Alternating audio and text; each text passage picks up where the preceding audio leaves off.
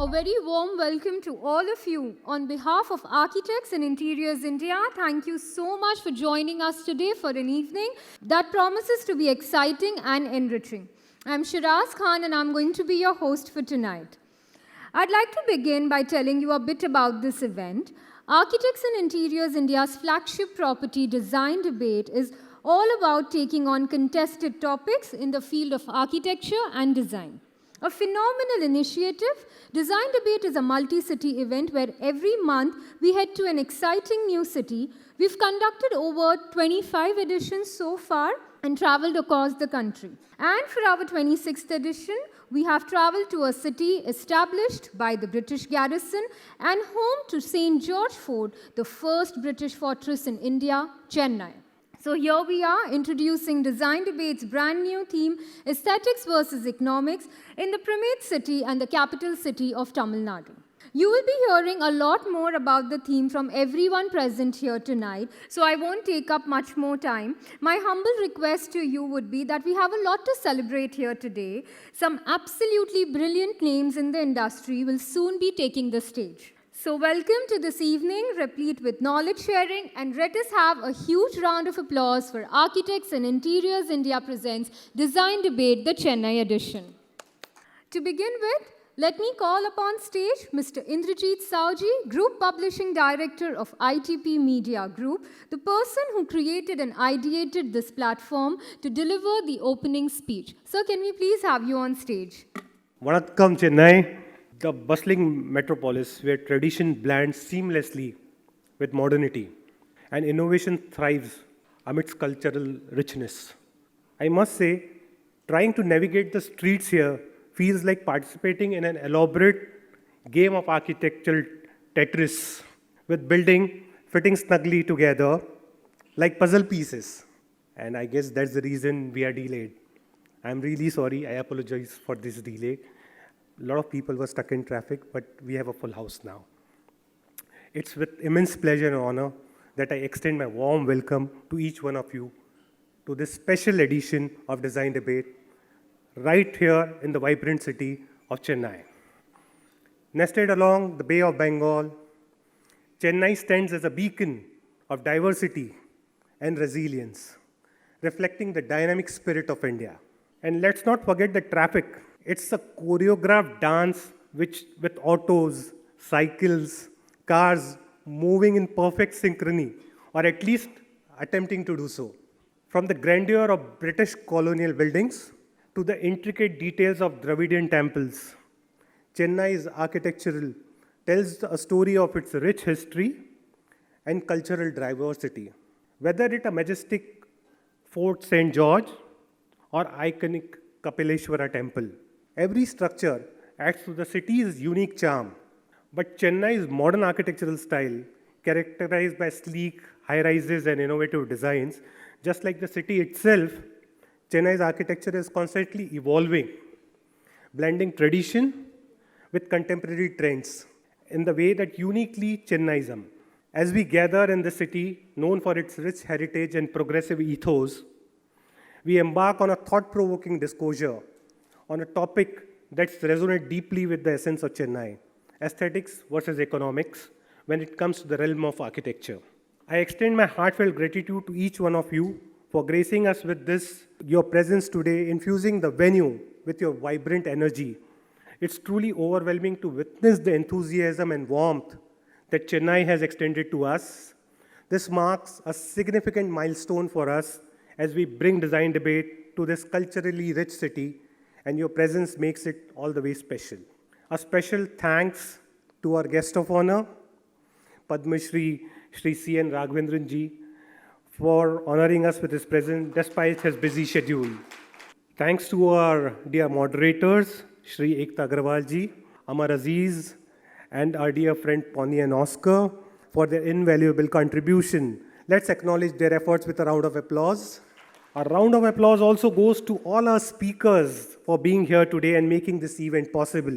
Your presence adds a layer of significance to this discussion on architecture, a field that shapes very fabric of the city and societies. A round of applause for all our speakers, please. Design Debate Chennai, this marks our 26th edition. We started last year and have traversed the length and breadth of India. Design Debate is a unique event that focuses on design-centric conversations that helps finding design solutions and products that are sustainable and futuristic.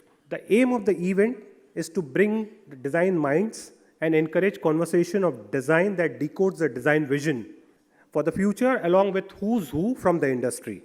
The past few years have been really challenging for all of us and especially the construction and design industry.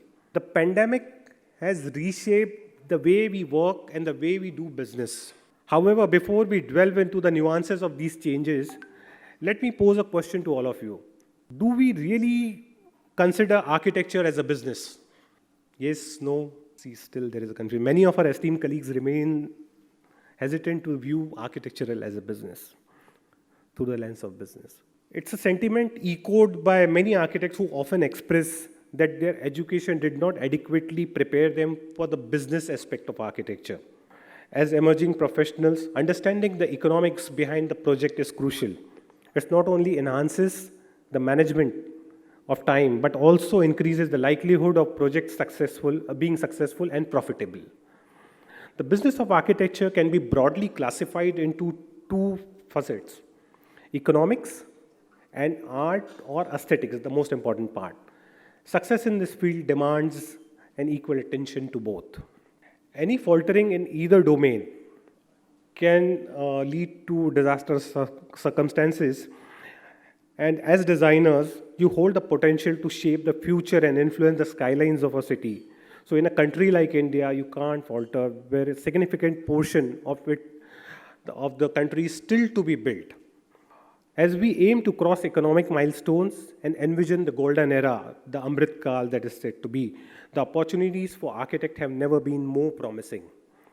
Today's design debate brings an expert in the field who will shed light on these crucial points and discuss the immediate and long-term challenges facing architects. We have the privilege of engaging with these leading design experts to learn from their experiences and expertise, guiding us on how to navigate this delicate balance between aesthetics and economics. So let's hear it from our esteemed panelists as we delve into the heart of this matter. A big thank you to all our sponsors for believing in us and supporting us to bring this event to this vibrant city of Chennai, where tradition meets innovation and history meets the future. I express my heartfelt gratitude to our powered-by partner, eCarpetLite, for their unwavering support. Thanks, Viresh, for all your help. I can't see, where is Viresh? I can't see Viresh. Oh, yeah, thank you so much, Viresh. A special thank you goes to Dorma Kaba and MCI, our category partners, Bonton Furniture Solutions and Kuche 7, our exhibit partners. They all have really toiled hard to prepare some proof of concept for you. Their exhibits can be found just around the corner behind the hall.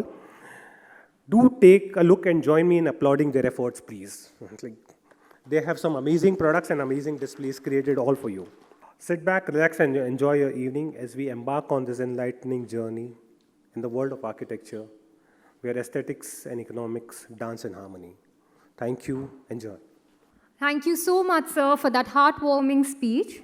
Architects and Interiors India's design debate has always been grateful to partner with one of the most trusted and reputed brands in the field of architecture and interior design. And having said that, I want to present to you all one of the finest brand in wood finishes, ICA.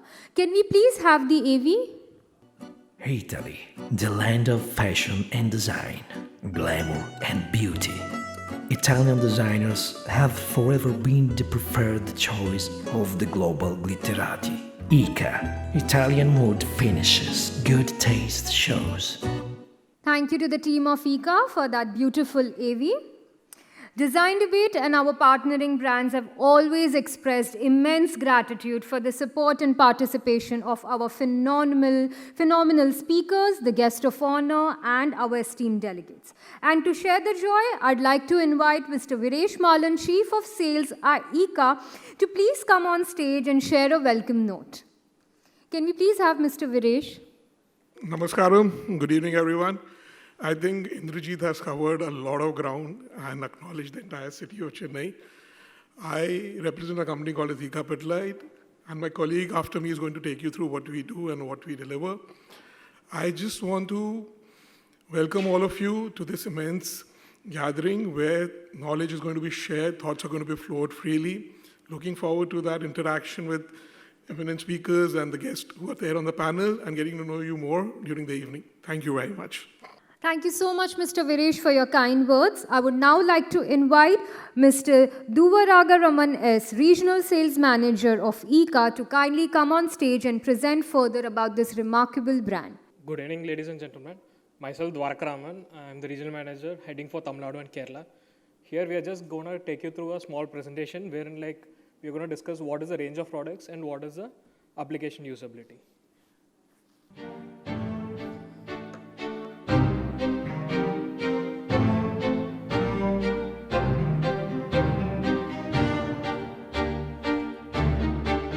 Possibile,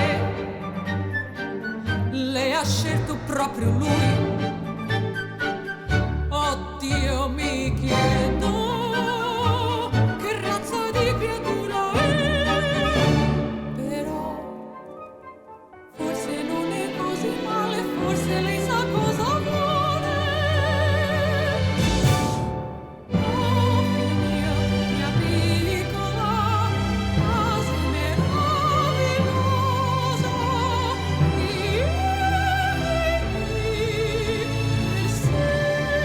ICA Italian wood finishes. Good taste shows. So as you would have seen in the video, so basically we are into luxury wood finishes. The finishes, the way it speaks, so good toast shares.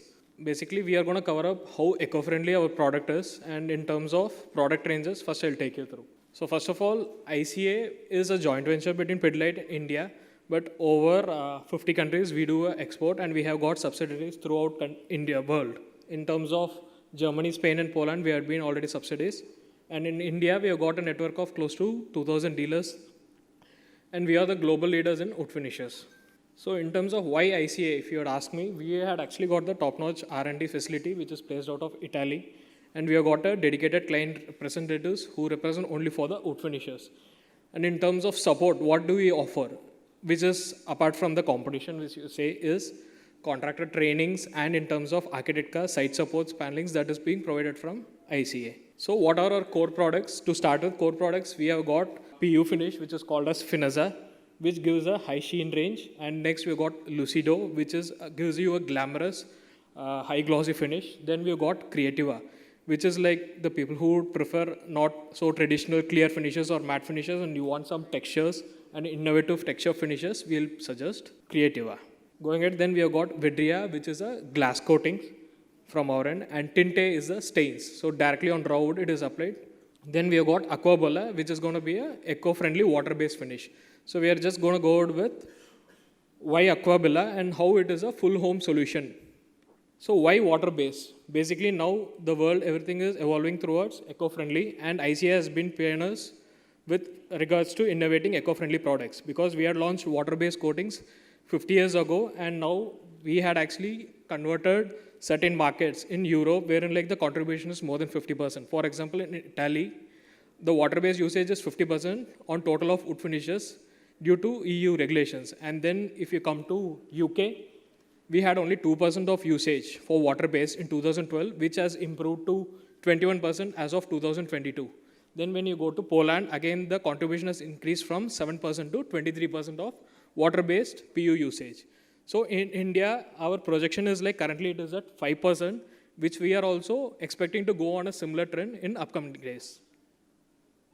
So what is the benefit of water-based coatings? In terms of water-based coatings, first main benefit is going to be low VOC. Low VOC content, and it also has lower toxicity. So the people who are working in the site, it is also beneficial, and also it has a low odor. In terms of elasticity, the product has a good elasticity, and in terms of usage-wise, it has anti-yellowing properties. For example, when normal coatings are being used in the product, it tends to turn yellow, but our product, it is anti-yellowing property, and it is scratch and stain resistant. So we are going to discuss about why it is a full home solution, because we have got products for both interior and exterior. So interiors, we are going to have open pour. Open pour is like you will be able to touch and feel the wood. And then we have got closed pour. So the finishes are going to be again gloss and matte finish. And then it is going to be colors. So one more advantage of this water-based PU, you can also use it for flooring, parquet walls, because it is highly scratch resistant.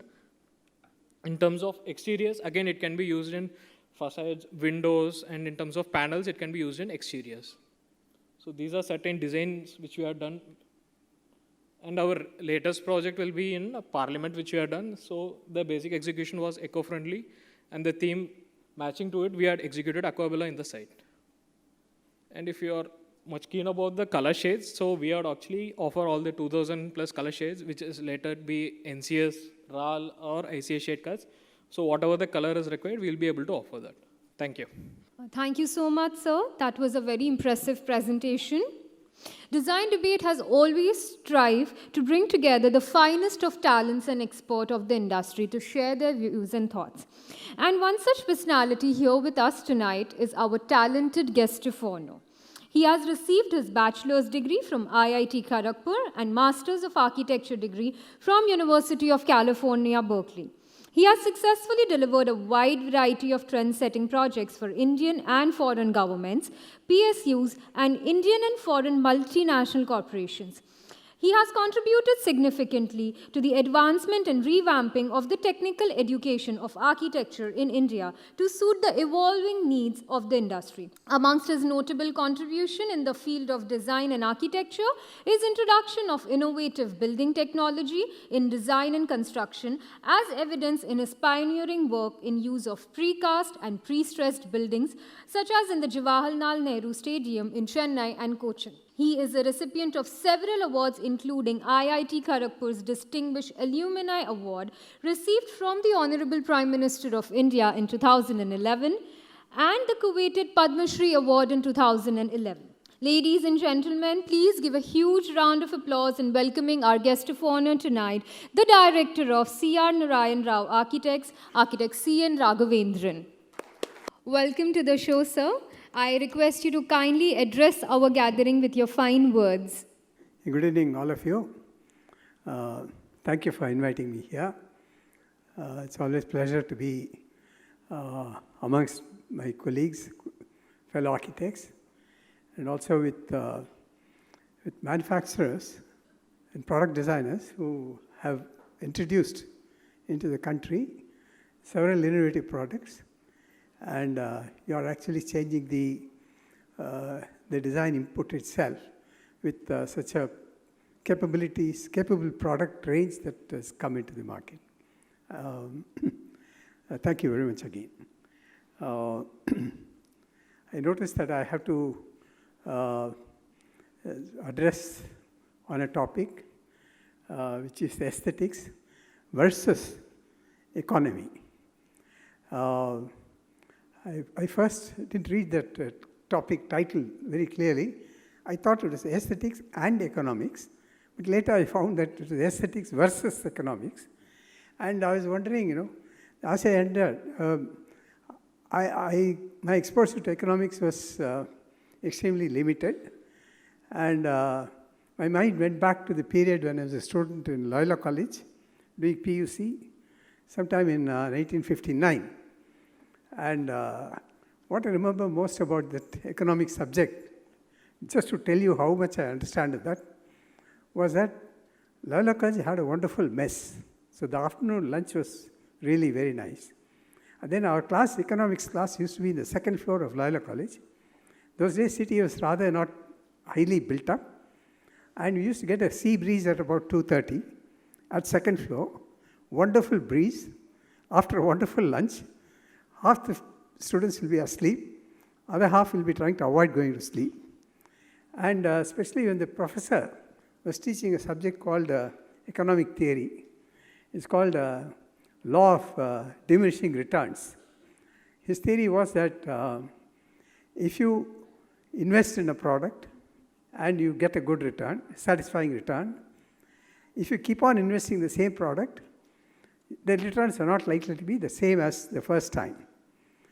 And he gave an example, saying that if you drink a first cup of coffee, it's very nice. So you order a second cup of coffee, it's nice, but not to the extent of your first coffee. Then you keep on drinking fifth, sixth, seventh cup. By the eighth cup, you're fed up. So the theory was that as you reinvest in something that you once thought was good, is going to be disastrous. So that was my exposure to economics. And one more part I must talk about this is that in the question time, he asked, can you give an example? He asked the boy, can you give an example in real life of the law of diminishing return? The boy stood up and said, sir, first 15 minutes of your lecture was very interesting. The second 15 minutes went down, and now we are sick of your class. So anyway, so I it's wondering how to relate these two topics, aesthetics and economics. And you can speak both ways. You can also speak aesthetics and economics, or aesthetic versus economics. But if you ask a purist designer or a purist architect, he'll be aghast by this topic that a designer can get an opportunity to choose at the time of designing between aesthetics and economics. You go and ask an architect, look, did you design the building with economics in mind or with aesthetics in mind? You'll surely get a slap back. Kapil is laughing at me, but I don't think people approach a design project like this. Yes, they will look for economy in construction, but not at the expense of the design input that goes into the building. You do that so that irrespective of the direction of design, you either splurge or you don't splurge in terms of expenditure. But whether you're designing a low-cost housing or you're building a luxury apartment, I don't think the design approach, basically, to make a livable space, that's not going to change. That will be constant no matter what range of buildings that one designs. I mean, this is what I believe the essence of design. And therefore, I was thinking about how to not treat it as versus, but treat it as and. I just wanted to explore what happens if you treat it as both of them being intertwined. It's a very good possibility. Again, fundamentally they are very different, but at the same time they have overlapping sense. In the sense that, see, aesthetics basically is an extremely individualistic thing, and aesthetics generally comes naturally as an appreciation of what one sees or what one hears, as what one touches, feels. That's what causes a sense of satisfaction, a sense of fulfillment in a person, and a thing of beauty is appreciated or at least felt. This can be in any field. It can be an architectural field for evaluating an aesthetics of a building, or you can also look at several other arts, basically, and even in unconnected areas, like sports, like product design, like so many things.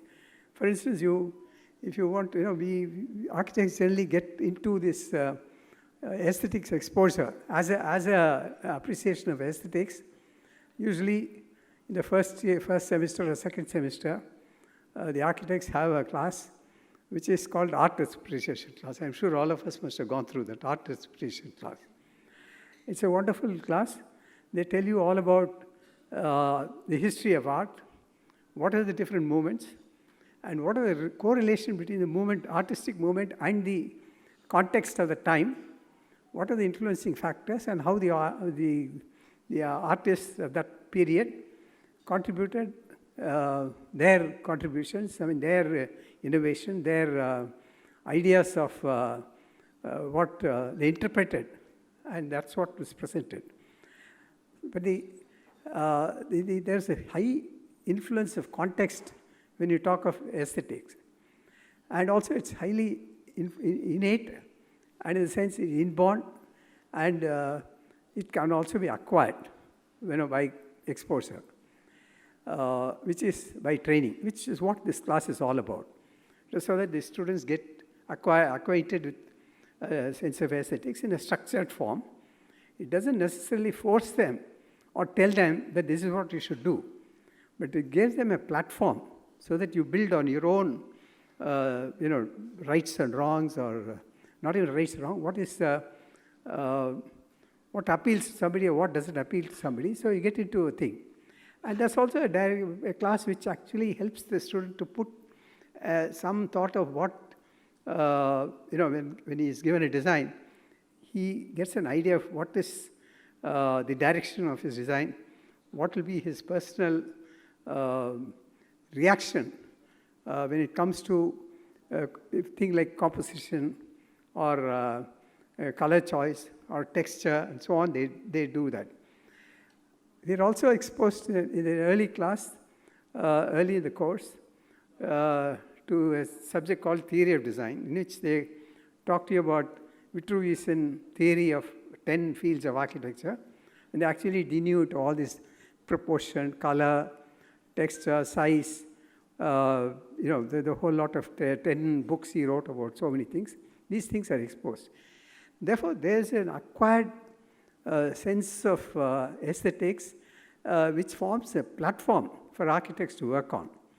And this platform becomes intuitive to the architects as they go along. They are, of course, influenced by what's happening around, and that's how they sort of tend to be looked at as persons whose work can actually reflect or not reflect an aesthetical appeal to the building. It's not just visual appeal. Aesthetics can also be in the way a space is created, in the way one feels. How does he feel in a space?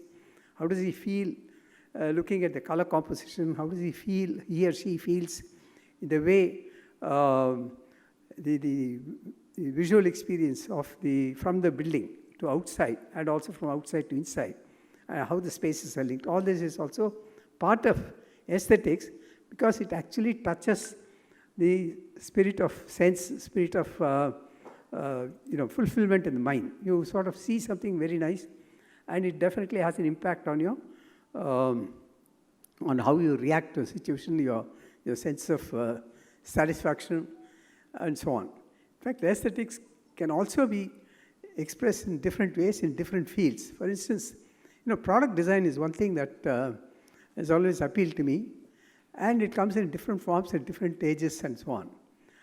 When the modern movement came in, particularly in the product design, at one time, as an example, I'll just give Bugatti is a car which was built during the mid 20th century, and the Bugatti styling was supposed to be so good and nice that others tended to copy it, and they set a standard as far as automotive design is concerned.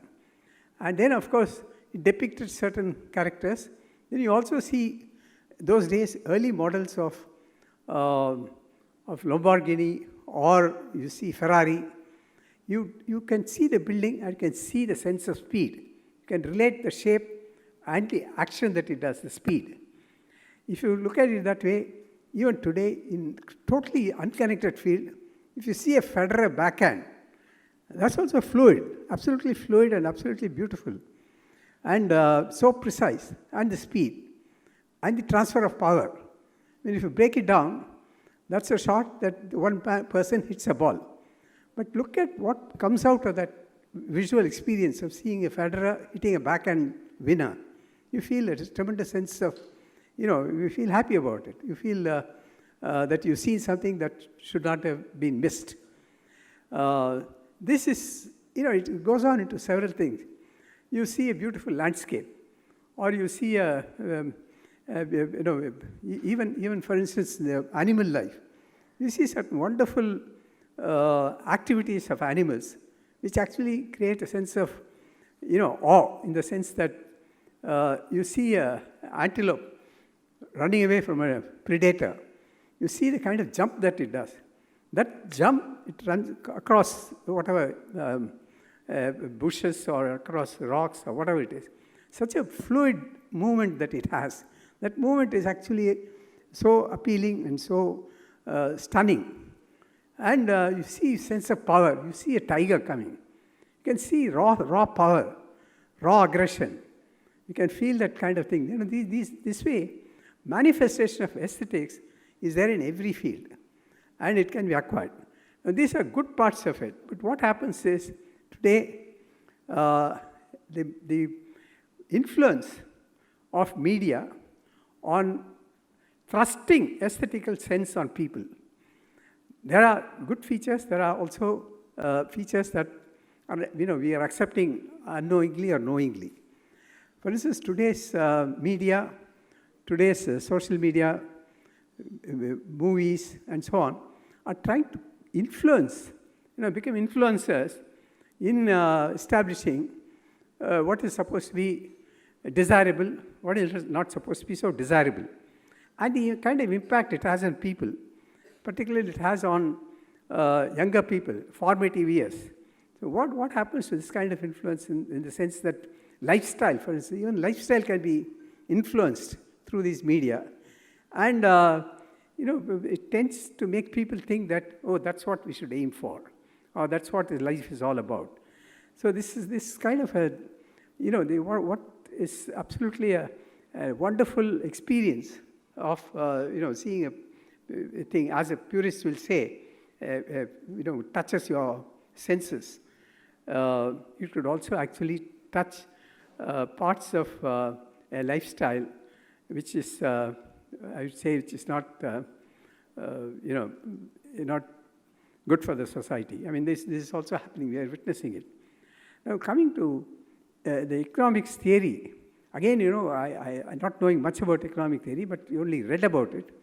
You see somebody winning a Nobel Prize in economics.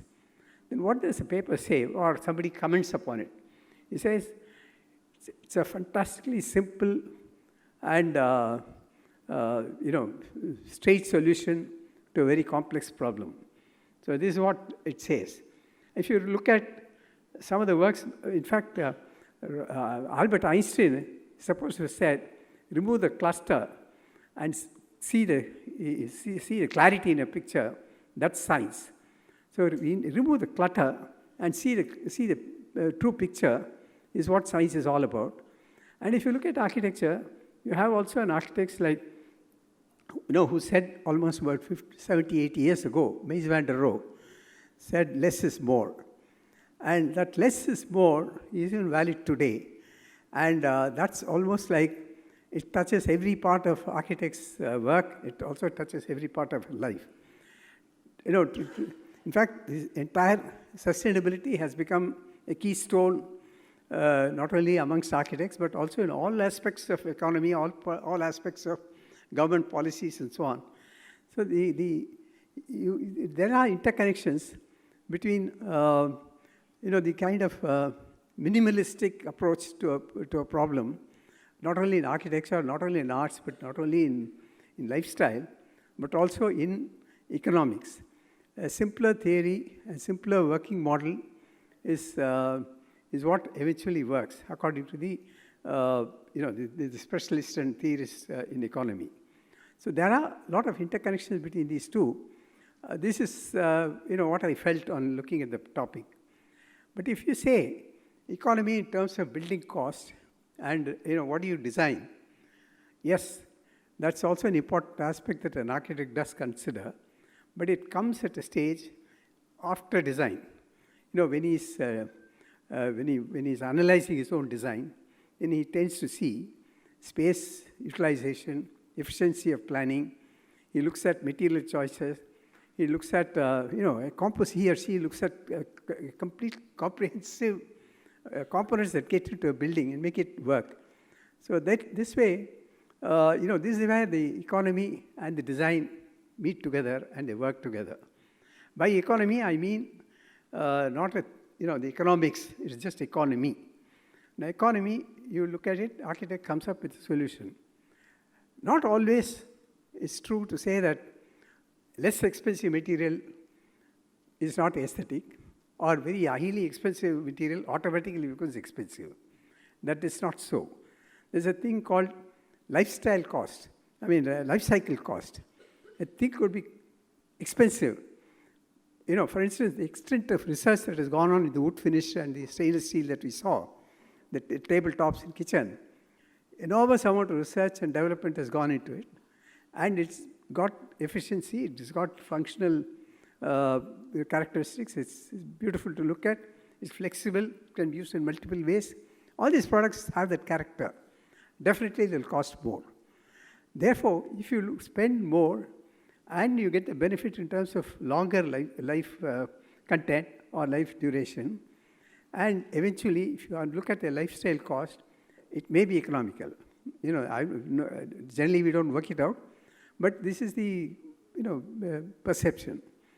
So I think there's a lot of interconnection between economy as a wasteful expenditure of resources versus efficient use of resources, including money, is what all design is about. And it's also what all economy is about. So there's a lot of interrelation between these two. So these are some random thoughts I had on this topic of the topic of today's thing. And I'm sure that the panel discussion that's going to follow, there'll be much more, deeper analysis will come out of it. After all, mine was just a superficial reaction to it as I just saw it. And it's wonderful to have been here and talking about things that come to my mind on examining this topic. And I must conclude now. I must thank the organizers for this opportunity. Thank you so much. Thank you so much, sir, for sharing your humble thoughts and view. I request you to please stay back. I would now like to invite Mr. Viresh Malan, Chief of Sales from ICA, and with Mr. Indrajit Sauji, Group Publishing Director of ITP Media Group, to kindly come on stage and felicitate our dear guest of honor. Can we have a huge round of applause and a standing ovation for our guest of honor? And as we move ahead, it is now time to have a look at yet another partnering brand and one of the most renowned names in the segment of safety and security, Dorma Kaaba. Can we please have the AV? Humans are social beings. We create buildings and cities, places where individuals come together. For every place where we learn or rest, for every place where we get inspired or create memories, for every place where we build a career or start a new chapter, for every place that shapes a community.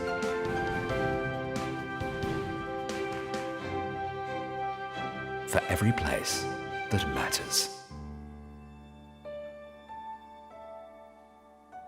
That was a very impressive presentation. Thank you to the team of Dorma Kaaba. I would now like to invite Mr. Jaya Prakash N, Senior Manager Sales and Territory Business Lead from Dorma Kaaba, to kindly present further about this brand. Good evening, ladies and gentlemen. Myself, Jaya Prakash. I represent Dorma Kaaba. I handle the Tamil Nadu region. Thank you all for accepting our invite and gathering for this prestigious occasion. Let me briefly take you through what Dorma Kaaba is all about. I thought of starting my presentation with a corporate video which was just now played. So I am skipping this video.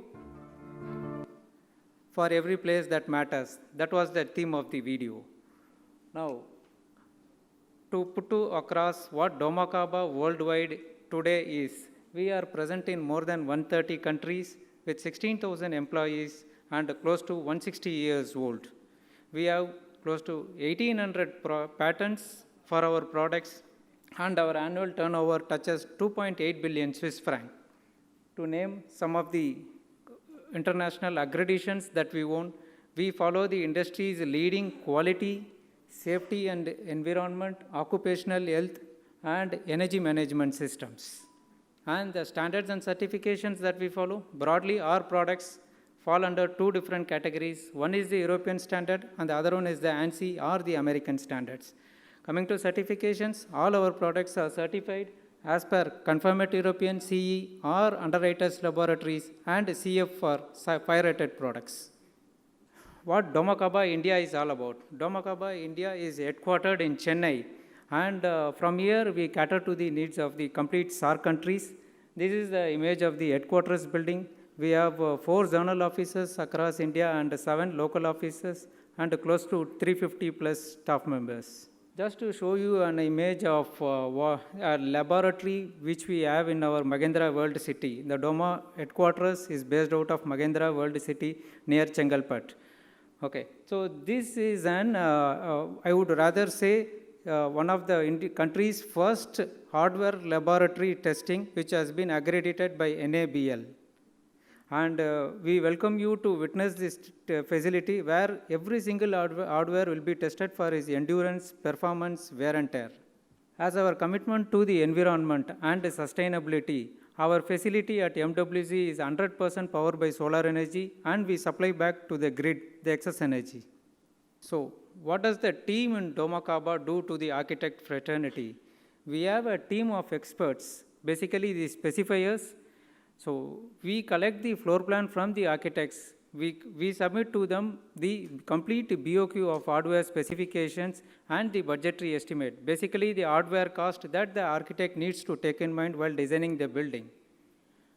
And the product management team, which ensures that the right kind of products, both commercially and technically feasible, are available for the Indian market. We have project management professionals, so not only limiting ourselves to supplying the materials, executing the projects in terms of installation, when it comes to large projects like the Mumbai airport or the Delhi International Airport.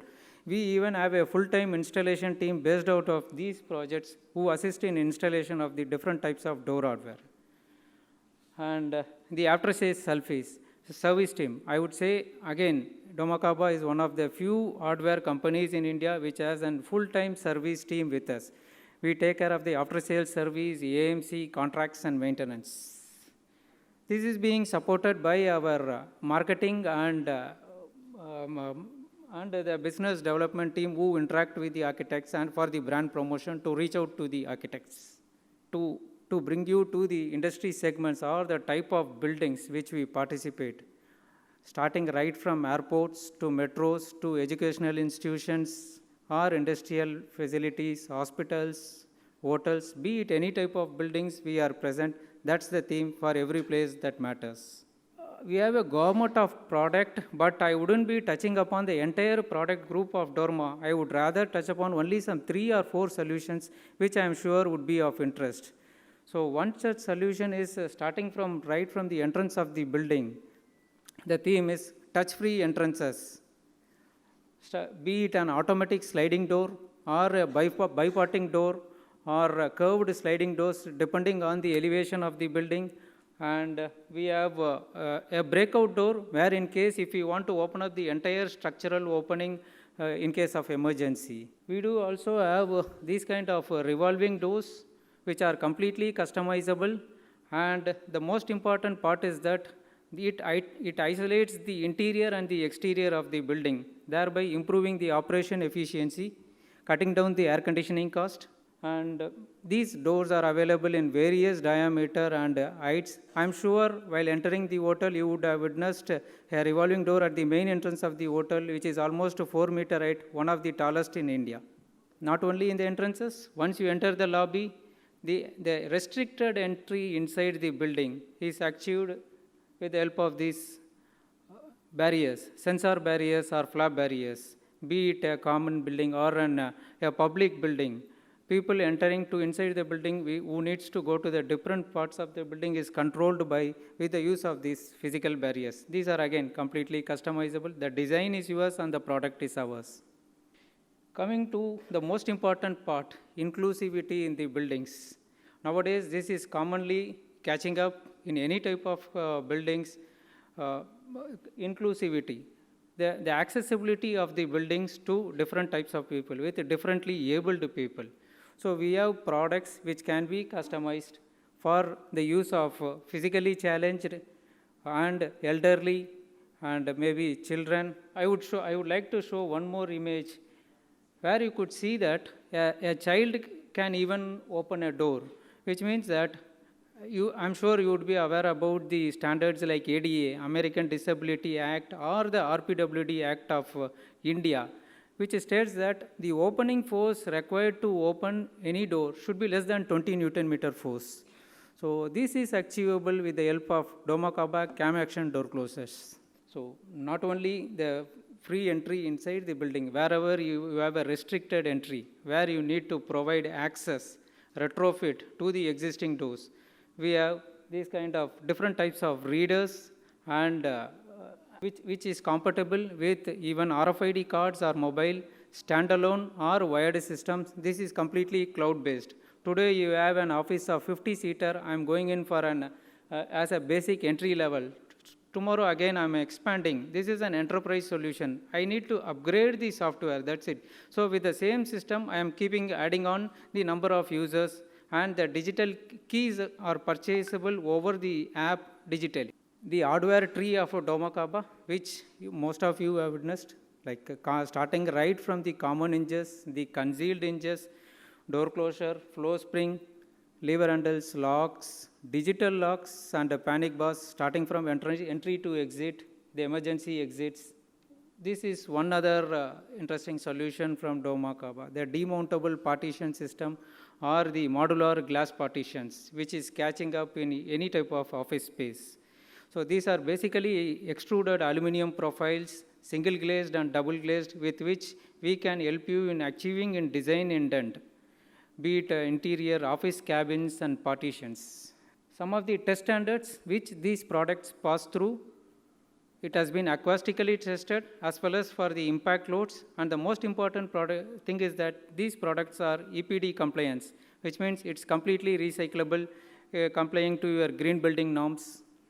Some of the images which we wanted to share with you, different types of configurations. As per the design intent of the architect, curved partitions were also created. Again, coming to one more interesting solution from Domakaba, the mobile walls or the collapsible partitions, which divides the place functionally for multi-purpose. Can be for a gathering, for an DJ, or for a conference, whatever. So I would quickly run through these videos. You are seeing two different types of partitions. The one in the top is semi-automatic partition, and the one in the left corner is the fully automatic partition. The difference is that the semi-automatic partition, the panels are moved manually, whereas the cranking takes place with the help of a motor. In fully automatic partition, it's a touch of a button. Everything it removes with, the panel moves for itself, and it gets parked, it gets aligned. You can even have inbuilt doors, pass doors. Suppose the partition is of 40 meter wide. I cannot go through all the 40 meters to cross the partition. If you want, I can provide a door within the partition. And when it comes to training rooms, the same partition is used with a writing surface. It is used as an writing board, whatever.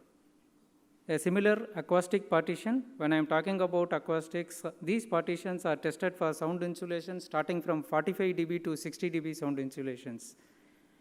And these are, right now what we are seeing was horizontally collapsible partitions. This one is more interesting as a space service, vertically collapsible partitions.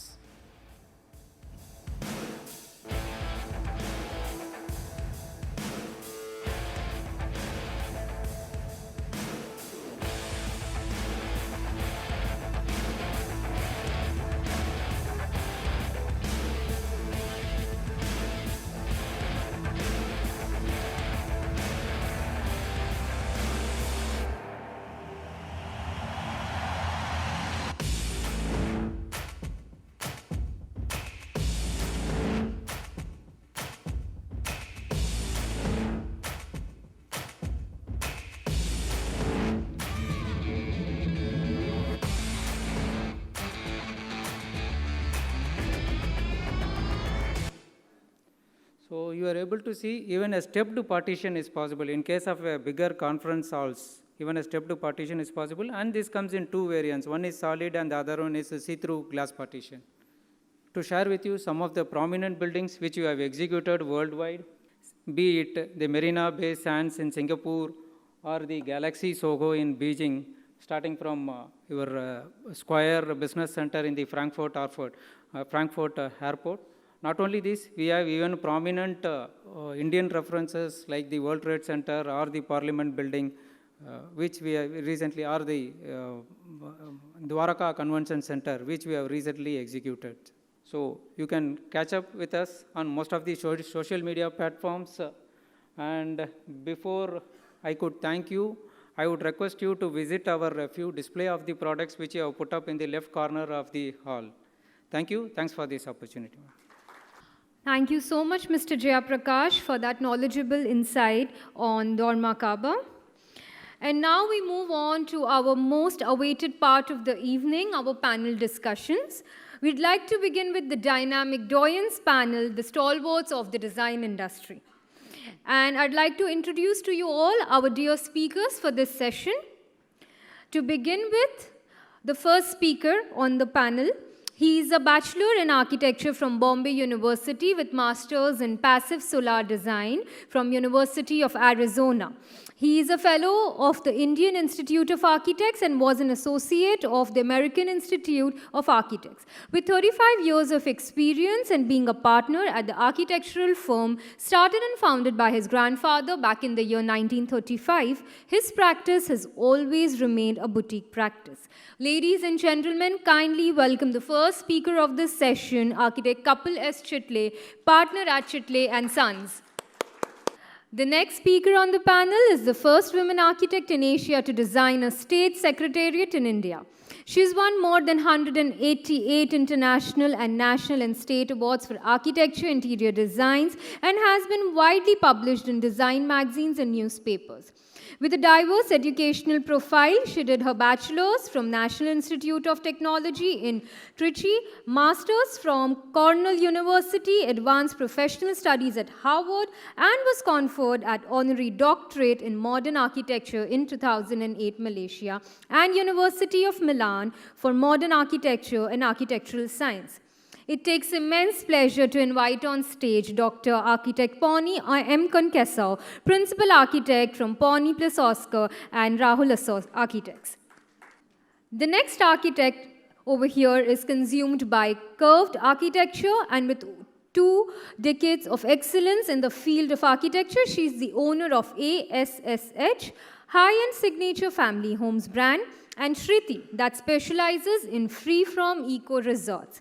Her mission is to create aesthetically appealing and functional spaces that are carbon neutral and sustainable without compromising on the client's needs, vision, and dream.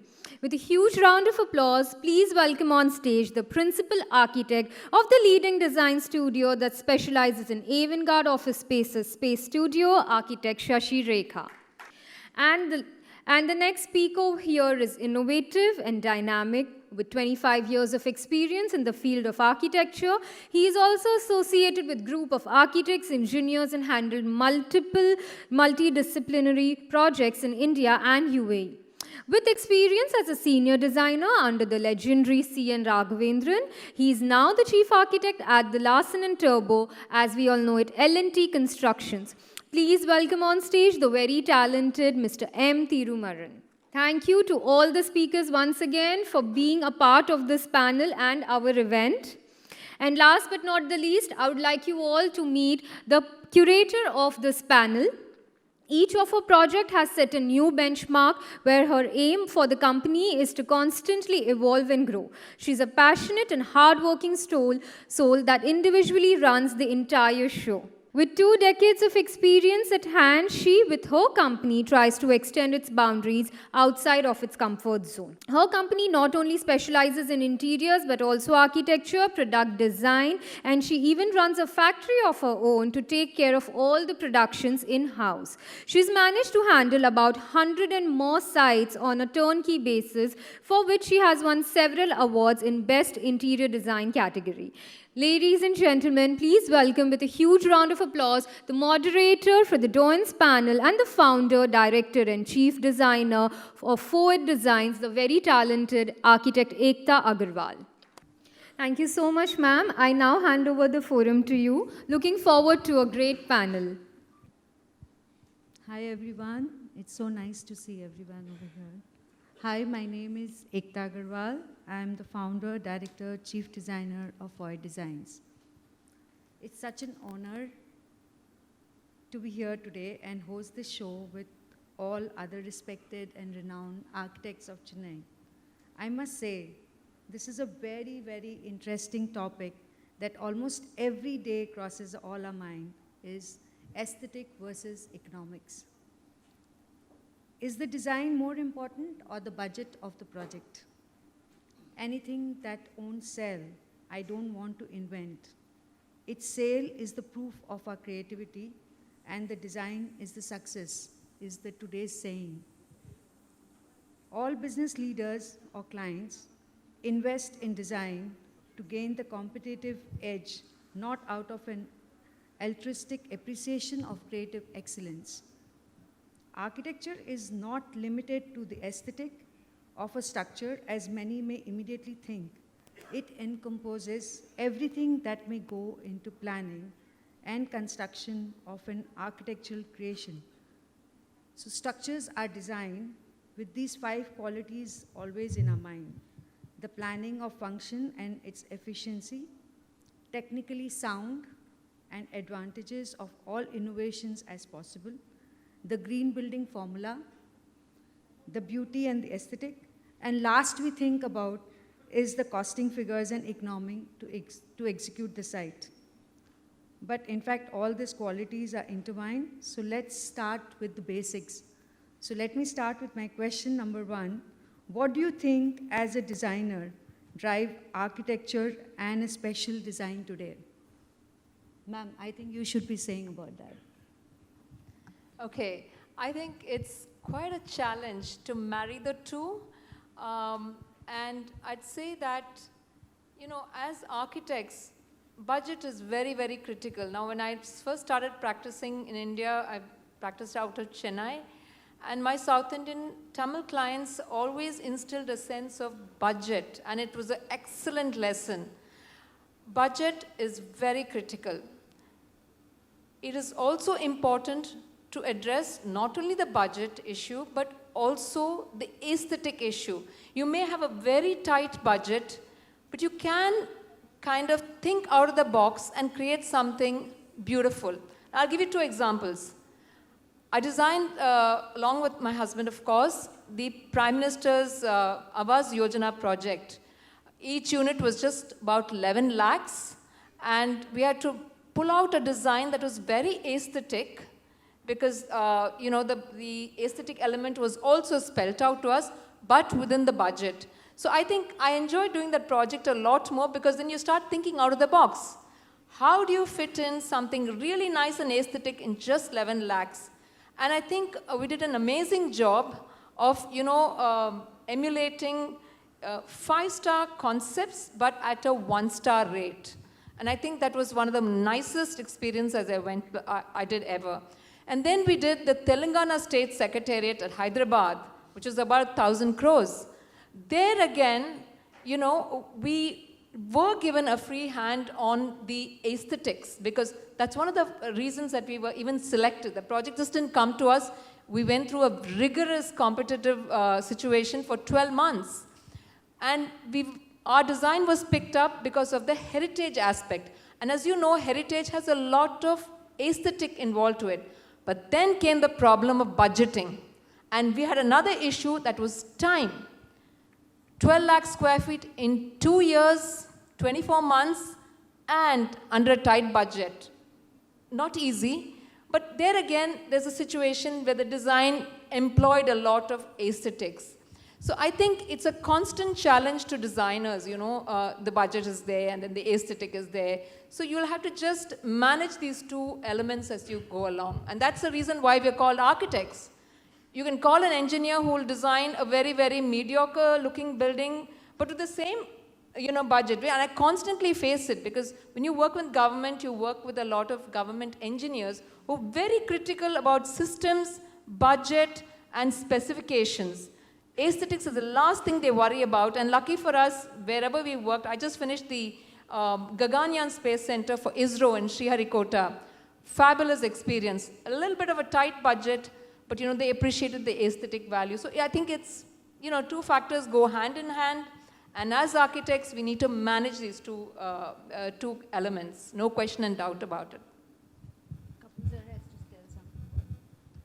Well, I think when you start designing, unless it's a low-cost project, you seldom start with the budget. You decide on what the context of the project is. Now, most projects have a certain requirement to it. For instance, if you're doing a factory, if you're doing an office building or an interior, you generally know what a budget is. And you have to ensure that the cost difference really comes in because you don't compromise on what is basically essential for a project to succeed.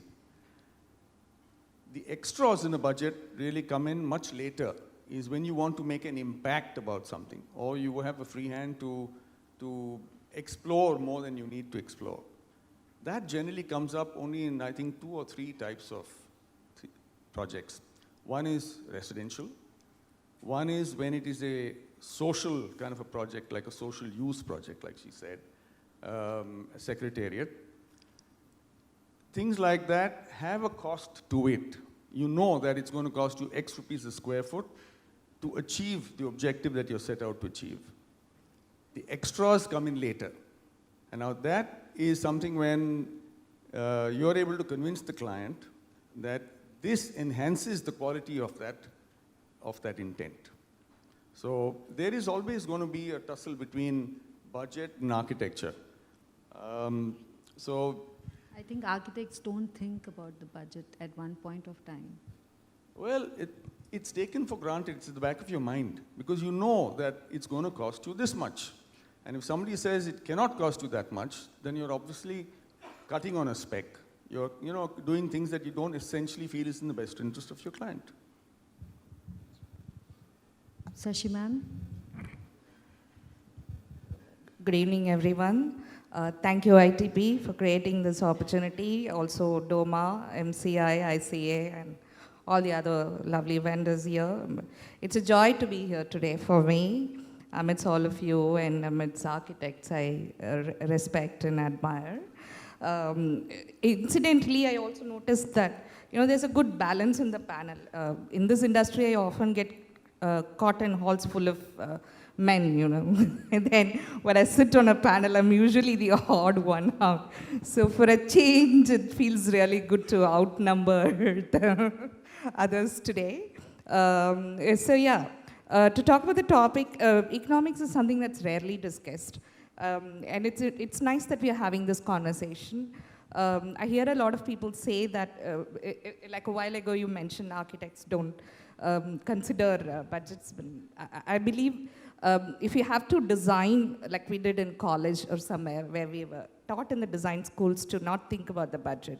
But if you have to get something constructed, someone has to fund the project, someone has to pay for it, and then that is when the economics comes into place and there would be limitations. And so to answer your question, it was about how I feel about design, right?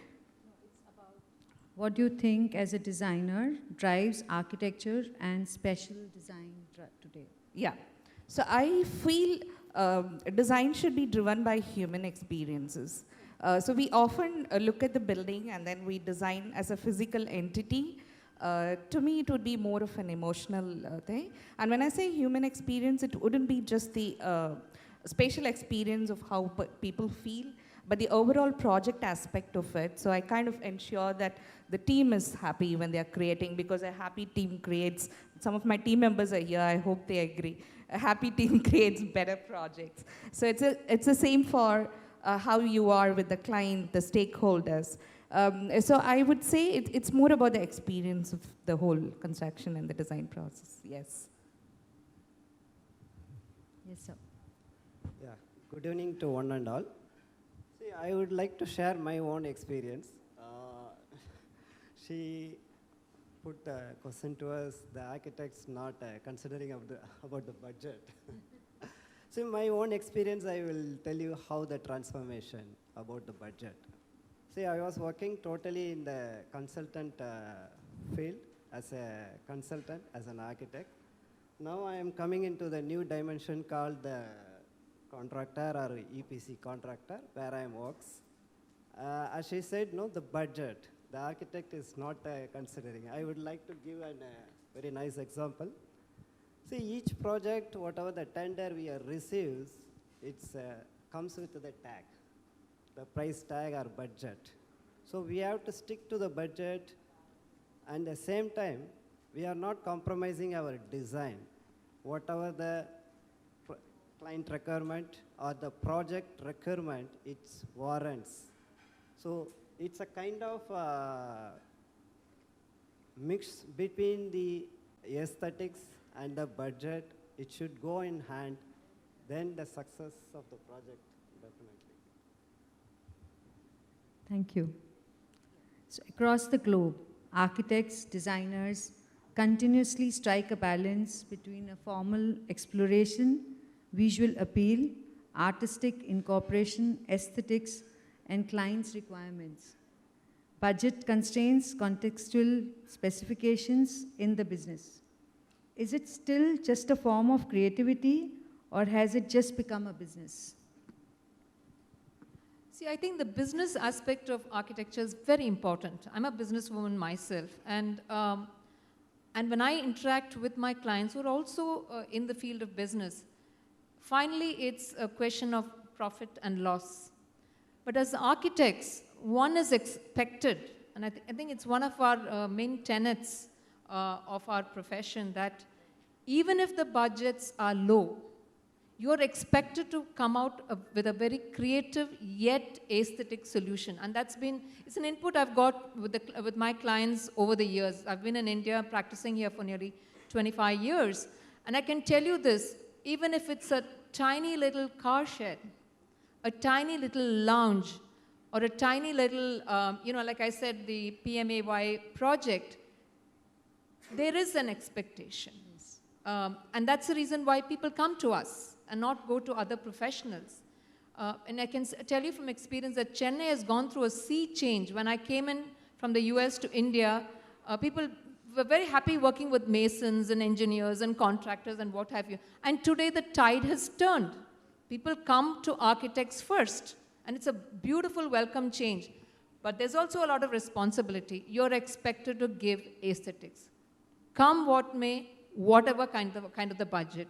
And again, I'm saying the formative years of my practice was very good, because then I learned the nuances of how do you control the budget yet give a aesthetic appearance. And therefore, I think it is a bit of both. Creativity, yes, 100%. Budget, also important. No question and doubt about it. So I think it's more of a tightrope walking that we do every day. And I do it on a very, very day-to-day basis. I do not have the luxury of over-jumping budgets. And if I did, my clients will kill me. So over the years, I've tried to discipline my mind to look into how you balance the two. And that's what makes you successful. But sometimes in balancing that, we, somewhere we have to compromise. Absolutely, no question and doubt. As architects, we want to give the richest finish, the nicest of finishes. But then you have to say, okay, the granite fascia goes. So I think Nippon Paints give us very nice, sandstone finishes, brick finishes, as good as the real stuff. So as an architect, do your research right. There are very good substitutes in the market which is like, what, 1/10 the price. I'm just giving a paint finish. So I work with manufacturers, to bring out these finishes that are very, very good in terms of economics, yet you don't compromise on aesthetics. It's not easy, but I've developed it over the years. Well, there is no compromise on the creativity aspect. That's what we were being paid to do as designers. However, one has to find the right balance between aesthetic and time is money, after all, okay? And business is not a dirty word. And what is meant by business is that you've got to look at efficiency, you've got at resource management, you've got to look at stuff like that to make it worthwhile. In fact, 30 years or so ago, I was at one of the conferences in New York, and I met up with a Spanish architect at that time. And we were chatting, and he said, to be successful, an architect has to look at his profession like a business. Do you? I said, no. That's something that we never even thought about earlier. So that was the idealistic view. But unless you are practical about it and you treat it like a business, I still say no compromise on creativity, because that's your obligation. It is something that can be married together.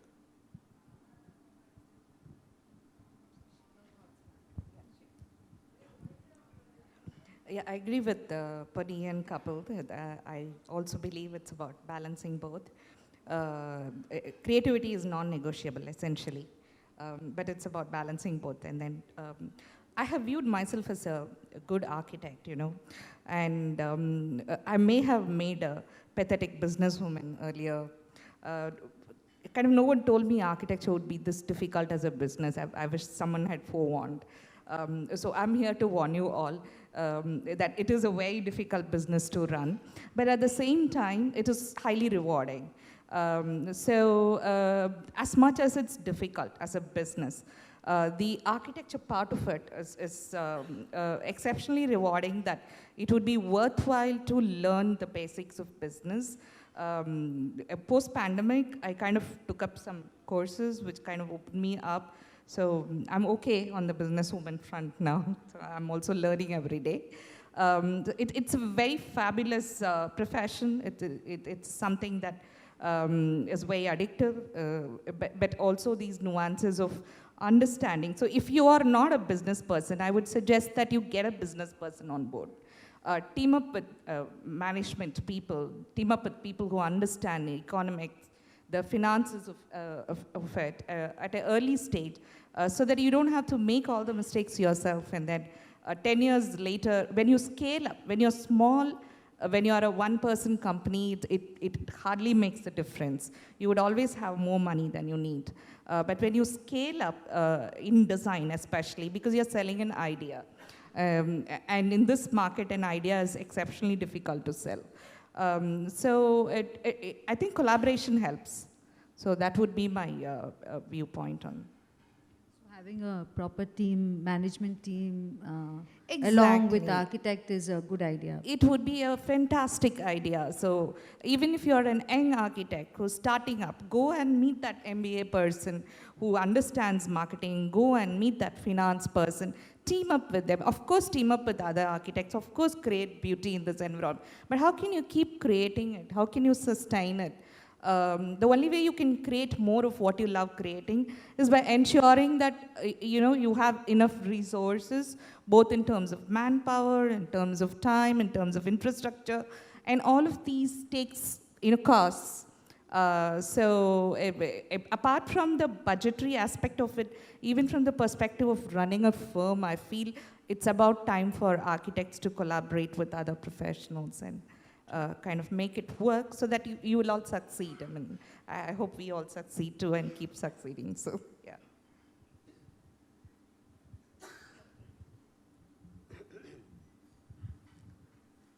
See, the business or the administration, it's most important for the architects. See, unless you don't know about the administration or business, you cannot succeed in your profession.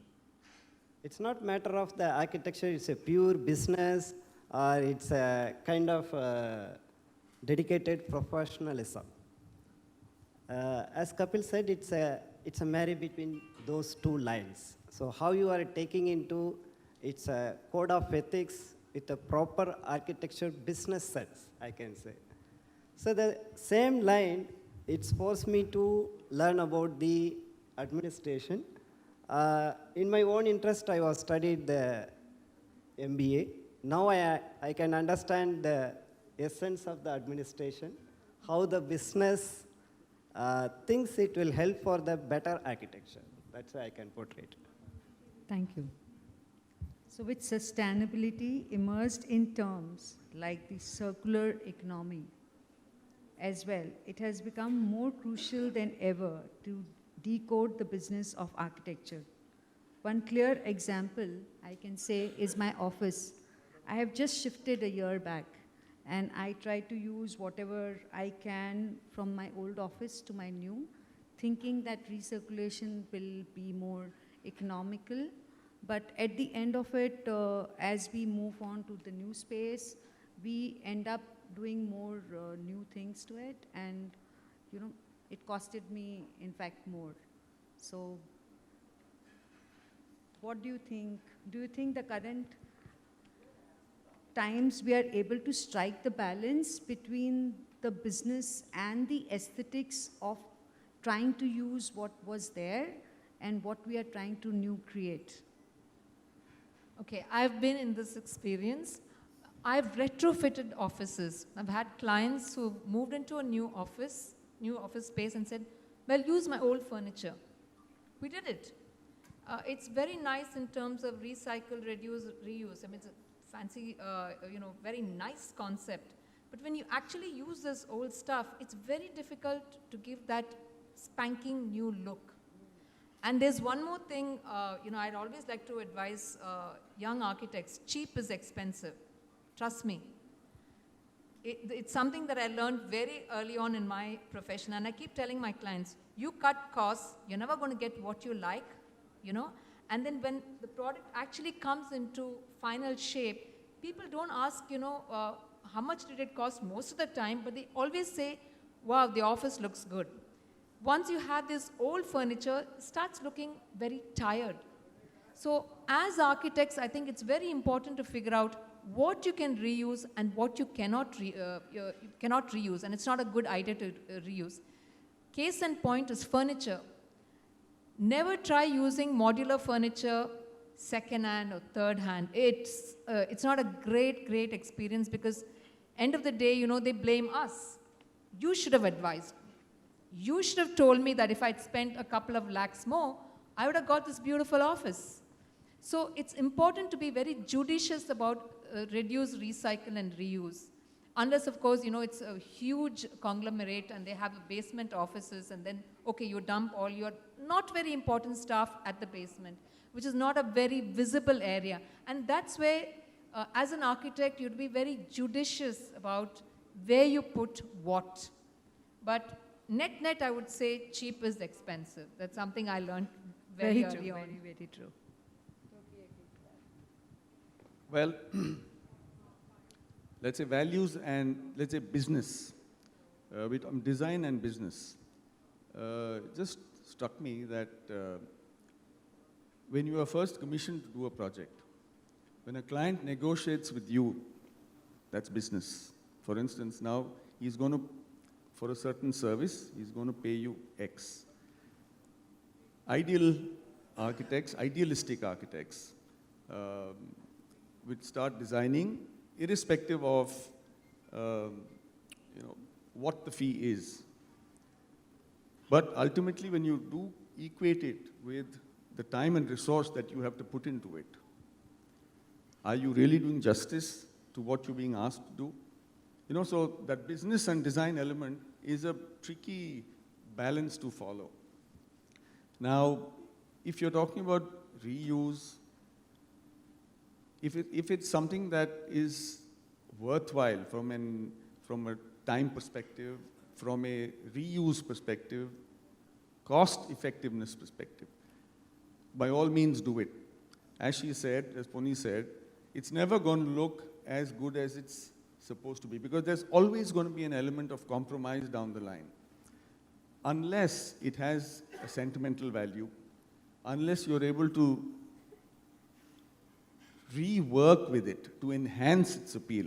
Now, we recently did a residential project for a dear friend of ours, And she had so many of these traditional South Indian artifacts within her home, an old home that was demolished, and had to be reused. So we ended up using a temple door, for instance, as a lift architrave. And we worked around that. So, you know, the temple doors are always stunted in height. So we had to raise it. You know, we had to turn the control panels around. So when there is sentiment involved, there's objectivity. And there is a need for us to rework or rather work with reuse. But by and large, it doesn't pay, it doesn't make it worthwhile to spend the kind of money in trying to make something else look good. True, I agree. Yeah, about the value of design and business, right? Yeah, about the circular economy. About the circular economy. Well, I would say for residential, like Kapil mentioned, there could be a memory value or about 10% of what you use, if you were to reuse it, it could be easier, or you might be able to build it into the design. But if you were to completely move in for recycled, so that might not be, that might actually work out more expensive than, so that would be my view, yeah. Mm.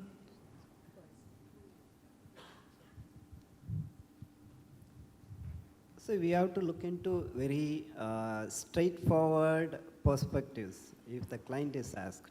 You have to take about the inventories, whatever they says you have to utilize from the refurbishing. You have to take a decision based on the detailed inventory, whether it can be a reuse, or it can be a sale, or it cannot be used in your project. It depends on the design theme. It should not compromise or it should not disturb your theme. Whatever the inventory, if it is not useful, you have to straight away tell to the client, I cannot able to utilize those things.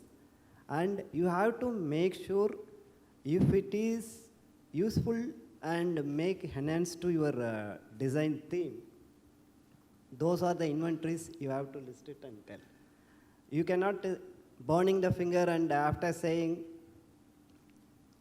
the client will ask you why you are not say it in the initial stage of the process. So it's better to say in the first process itself. You have to study thoroughly whether yes or no.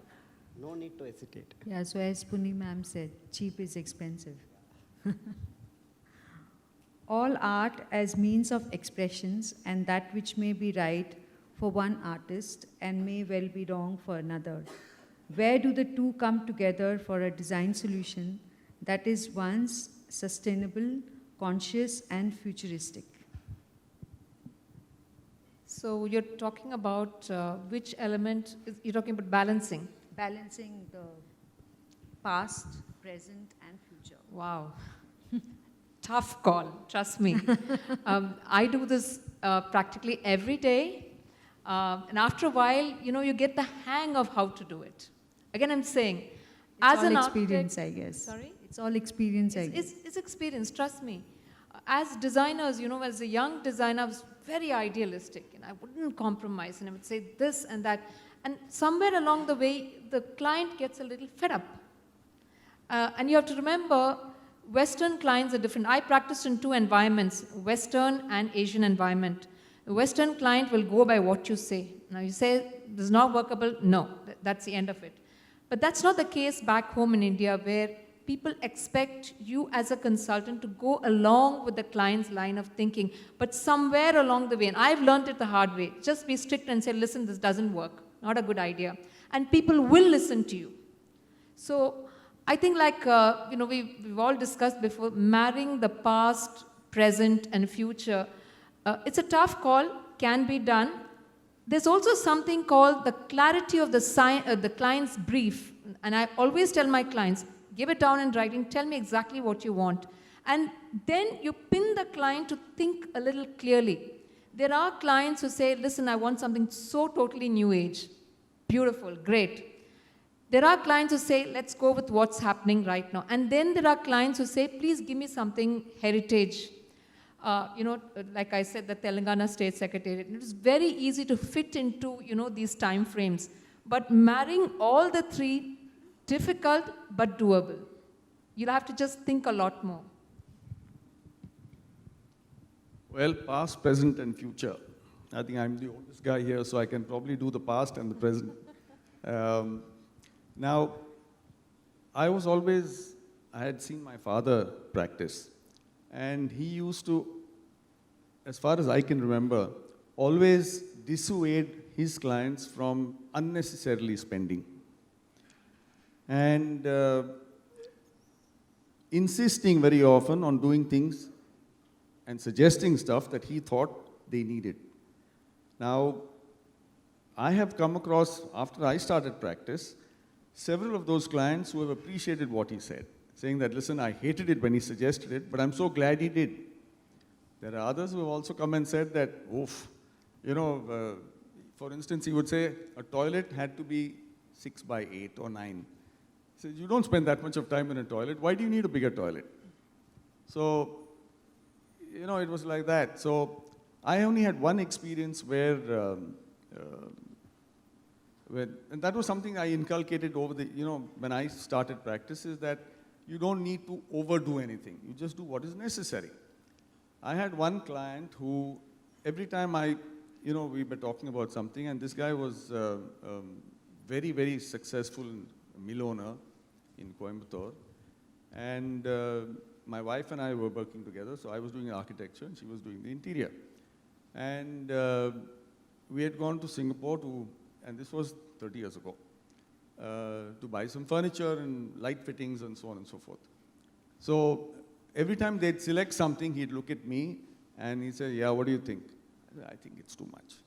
Why do you want to spend so much? So he said, listen, that's not your job. You just tell me whether you like it. So that was the only time ever that I had a client who told me, listen, make me spend. Otherwise, even till today, they are all quite conscious of what the budget is. But I think the future is that today, people want to show what they have. So the relevance of budget at least for homes, I think is diminishing a lot. I'm talking about luxury homes. Most other projects are defined by need. So you have a pretty straightforward budget to understand and to achieve. But as far as residential architecture, interior goes, or if it's a very high-end corporate environment, frankly, budgets don't really matter. Now, I'll give you a small example of, just one more thing. Imagine you had a very low-cost project, and you had one guy like this who said, do what you want. As architect Raghavendran said, less is more, okay? So imagine if the low-cost architect, the low-cost project, you put in a fair amount, in that living room, very, very limited kind of features in terms of elements, in terms of furniture. When one looks at it, the first thing would have been that, is that all he's done? Whereas on the other hand, if you look at most of the contemporary homes today, less is more. So you want minimalistic. You have just a few isolated, very bespoke Italian sofas and chandeliers and elements that come in. What's the first reaction that somebody says? Wow. Not that it is not attractive, but the fact that it is Italian. So today the perception of budget and design is taken on a very new meaning compared to what it was 20 years ago. Yeah, see, the past, I would say architects may have enjoyed an overpowering sense of power. where they could get across most of the idea. There were fewer architects and fewer clients who were hiring architects. If you look at it in the recent times, the awareness of architecture, especially the new gen or millennial, they want their homes done by architects. The social media has opened up a lot of awareness. So there are more number of architects, there are more number of clienteles to absorb these architects, and there is also too much information in the market. Sometimes I get very tired by the number of Instagram reels that our clients share with me these days. At least earlier they used to just stop at saying, I want this. And then they would, next stage was to bring a magazine cutting and say, can we do this? But currently, like if I'm doing a family home, there'll be about 6, 7 people, the daughter-in-law, the brothers, and sending me reels on a daily basis, which kind of makes me go reeling. So there's also too much of information, which makes the architect's job very difficult. But as a designer, you would always know what is it that you require in a space. And the way that, like Kapil said, there is a class of people who don't mind spending any amount of furnishing and then showcasing their home. But there's also a new gen where minimalism is coming up in a big way. So even though if they have a lot of spending power, they would like to go sustainable, they are eco-sensitive, they care about the environment, which is a good thing. So in which case, a minimal look, irrespective of what it costs. So that's also something on the trend, and which I see as a choice in terms of design, yes. I feel the future would be that, maybe, more minimal homes and classy stuff, like Kapil mentioned. Italian, Indian, it could be Indian also, we can make in India, so yeah. Because the Indians are coming up with so many things exactly, now. Yes. So the capability to produce nicer products. But I also feel the overall design consciousness, as we speak about economics, as we understand that, our overall collective design consciousness in India, that could certainly use an upgrade. So that's something very frustrating, because as an architect, I'm emotionally connected to the project. So like Pony, I'm probably going through the stages that she has been through. Sometimes I would be enraged, and as a business person, I also understand, that's a danger zone. I cannot be angry, and then you try to handle it in more productive ways. So that emotional connection is certainly there, and then the pain of not being able to do what you would like to do, not necessarily in terms of budget, it could be at the same cost per square foot, but from pure aesthetic perspective where your client's interests and your interests are not aligned. So that too happens, yeah. Yeah, the past, present and future. Yeah, it's a challenging work for the architecture. If the client's something, it's demands, you have to put it in all three in one place. I can give an example. It's one of the client. He is himself a great promoter in Chennai. When I was working in an architect firm, he wants the building external. It's a kind of colonial architecture. When you go into the designing of the interior space, you want something, it's like a modernist and modern, okay. And then whatever the thing, if it is a kitchen, modular kitchen, or in so and so, they want to use the future technology. So it's an architect's job. It has to be marry all these three things. It can be possible. It's nothing is challengeable. How you take it, and you can take it as a challenge. As an architect, you can put it all the three things in one place with satisfying the client requirement. So we agree to that whatever anyone does should be accepted by the society, but always comes the question, when we see something more aesthetically appealing, one says they should have had a very good budget, or the client must have spent a lot of money to this. how do you think we can change that thinking and give a, a beautiful look, but in a very, very economical way? I'm sure Puni ma'am has done that a lot of times. I think it's a story of my architectural practice. How do you create something beautiful but within a very tight budget? See, and that's where I say architects should do a lot of personal research on materials. Because there are materials in today's market. For example, you have stone veneer.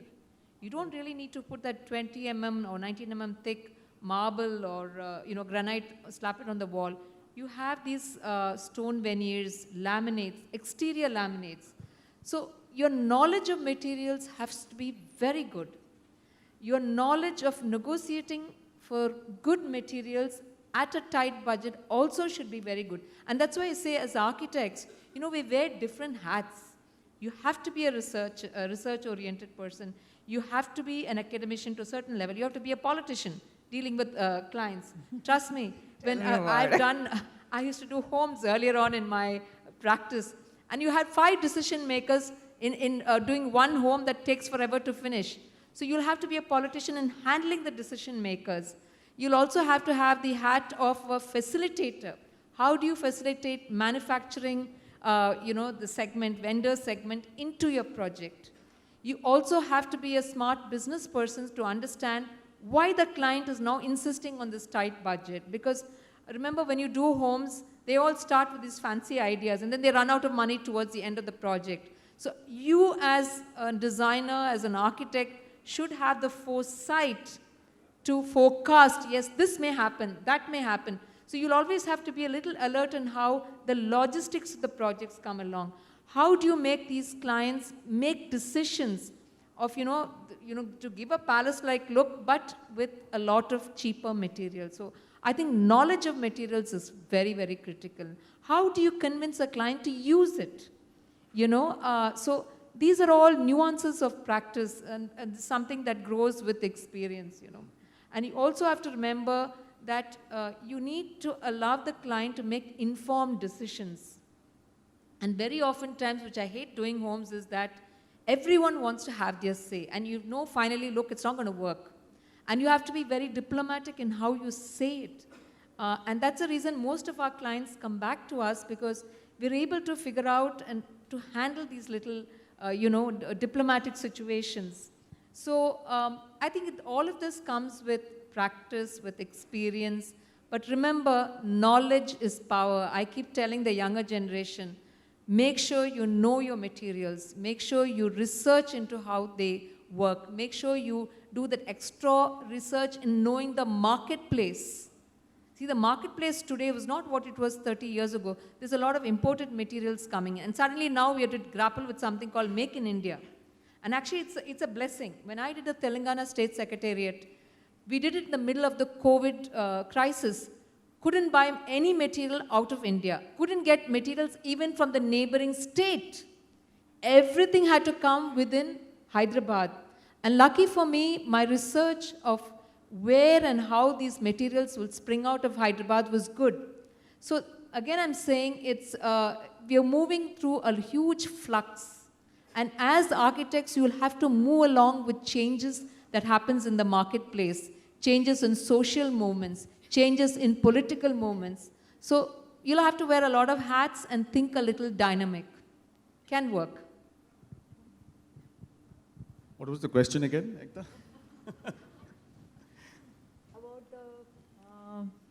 They would have a good budget, and how do you think we can change that thinking that people say that, this has been made so well because we have spent a lot of money on it? So that's the question. Well, as a professional, I think ultimately it's you who decides what is the value you bring to that project. Now, you might have a client who, like Pony says, is well informed. 5 people in a family, everyone knows what they want. That kind of a client is very often a little more amenable to choices of materials or other suggestions of materials, and they have their own inputs as well. on the other hand, you also have, we've had people who've come into us and said that, listen, I need a nice home. They're not looking at something ostentatious, they're looking at something very efficient and something that works for them and they're proud of. And more importantly, is something they can live with. So it all depends on you as an individual, what you bring to the table and how you achieve what you want to achieve. Very true, but these days I think the internet has made people so go crazy that they think that they know everything under the sky, and they will come up with, as Sashi said, that they come up with all the Insta posts and Facebook posts, and they will tell you, I need this and I need this color, I need this furniture, I need this look. So I think it complicates our ideas at one point of time where we are not able to tell them directly no for it, but we are not able to But quite do what honestly, they're saying as well. sometimes I have come across situations where it's also helpful. There are times when, I'm somewhat conservative, I think. I had somebody who suggested a red tile for a toilet. And the toilet was entirely red. And it was something that I would never do, but at the end of it, I thought it looked quite stunning. It's like that. So you got to learn how to, mix the yin and the yang. So.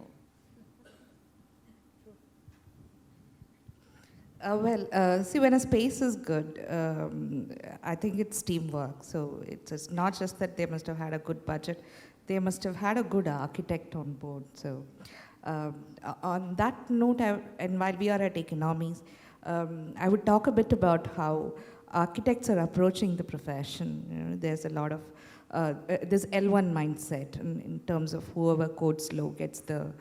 So it's not exactly how much you spend or invest on the space. You could have a 10,000 rupee per square foot space looking not very composed, and you, at the same time you could have spent about 2,000 per square foot on a space that looks very classy, elegant and nice. It's got to do with how much of time your architect was willing to spend on it. Like Puni mentioned, the architecture is a lot of value engineering. And design is about iteration. So you don't exactly arrive at the kind of building that you want to build at one go.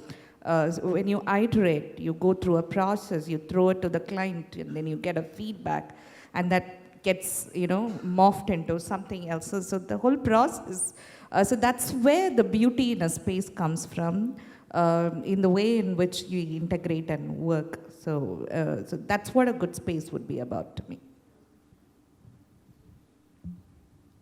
See, now the client is exposed to the media. They know a lot of the things, but they think it's a Google Baba, always right. See, most of the things, they collect the very basic informations, and they don't know where it can be used. So they're confused with whatever the collections they have. As an architect, they are the client. We cannot straight away say that is wrong. But we have to go in line with the client, and whatever the ideas they're putting up in the table, whatever they collected, we have to make them to understand why it is not feasible. And we have to project our design intent, how much is better, whatever they collected and showcase to us. It's a matter of how you going to convey to the client and make them convincible, as well as they are not able to imagine three-dimensionally. So that three-dimensional exposure you should give as an architect to the client. True. Designers who cannot explain how their ideas increase profits are viewed with suspicion, no matter how magnificent their work is. Sometimes we design our places and we give them such a fantastic design, but then the clients think that we are doing some kind of we are giving them something very superficial, and it's going to be very, very expensive. So how can we as a good designer add value to it by keeping aesthetics and economics in mind? So this is my last question to everyone. How can we as a good designers add value by keeping aesthetics and economics in mind after doing the designing? I think you need to be very strict with clients. Because what happens, and it happens to me all the time, like you said, they'll Google a image and say, I want this, but again I'm saying 5-star product at 1-star rate. So these days I'm very strict. You have this amount of money and this is what you can get. I think once, and it depends from client to client, wishy-washy ones, if once you're strict and you tell them this is what it is and this is what it is, they'll actually listen to you. And I always warn them, we'll go with this idea, but if it's going to cost a ton of money, don't bother coming here. And with experience, and they also know you're experienced, see? They start listening. Then there are clients who are fantastic design partners, So it's all a question of how you express your thoughts, because remember, as an architect, you're literally like a director of a movie. Because you are then, juggling all the vendors, and you're translating the client. It's important, like I said, to be nice but firm. And always forecast, and tell them, if you want this, but it comes at this cost, no problem.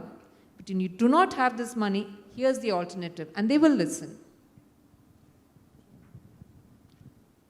Well, I think most important is just be true to yourself. Some projects, you may not make a whole lot of money, all right. But if the ultimate objective of that assignment is achieved, I think you can go home feeling happy. I think that's all it takes. See, couple has already had every architect's dream client, spend whatever you want. But there's Only a bit one of in 45 years. There's a bit of danger involved in that. So when you don't have a ceiling or budget is one of the guidelines for a project, I would say. So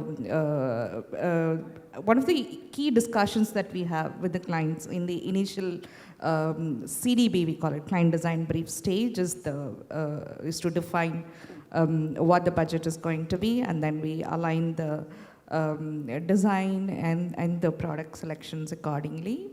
And a lot to do with collaboration as well. So I feel that helps optimize both in terms of design without losing the aesthetics to how can you bring about a beautiful space. So that has to do a lot with the sync that you have with the team, with the client, with the vendors, with the contractors. So when everyone is aligned towards a singular goal, and when everyone understands what the project needs are, what the budget is, where we are going, some kind of direction, then it becomes fun. It's an enjoyable ride. So yeah, something I enjoy every day. Thank you. So we have to be very clear. What is the client budget when you initially interact with them? What is his expectation? So you have to put a roadmap on your mind very clearly. What is their expectation and what they're able to spend the budget. So anything you are doing out of that line, that cannot be workable. So you have to be in a form in the initial stage itself. Thank you.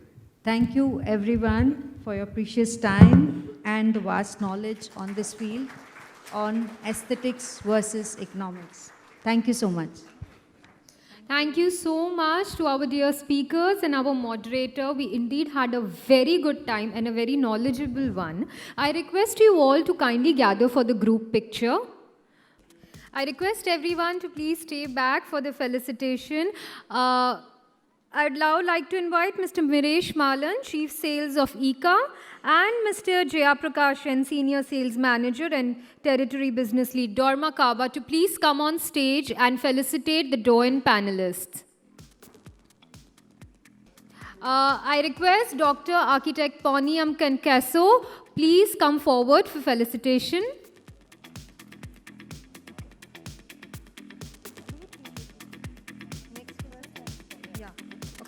Architect Shashi Rekha.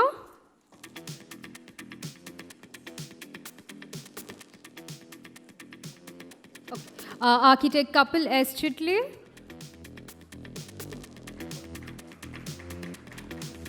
Architect M. Thirumaran, sorry.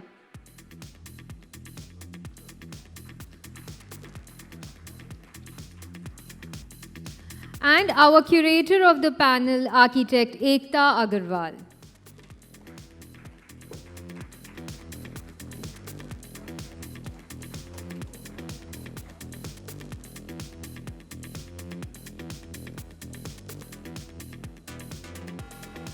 Thank you so much, everyone.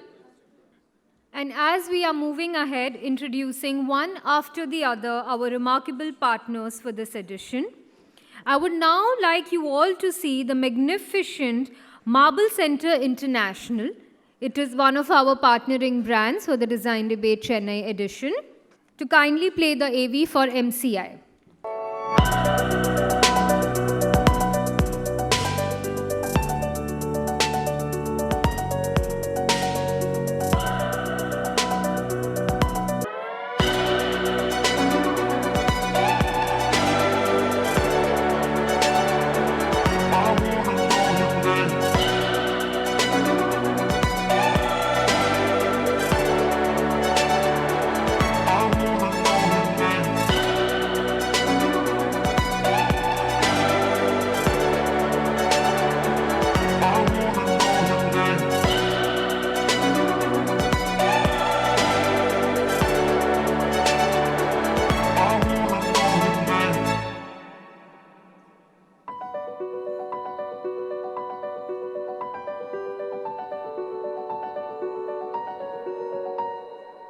Thank you to the team of MCI for that lovely AV.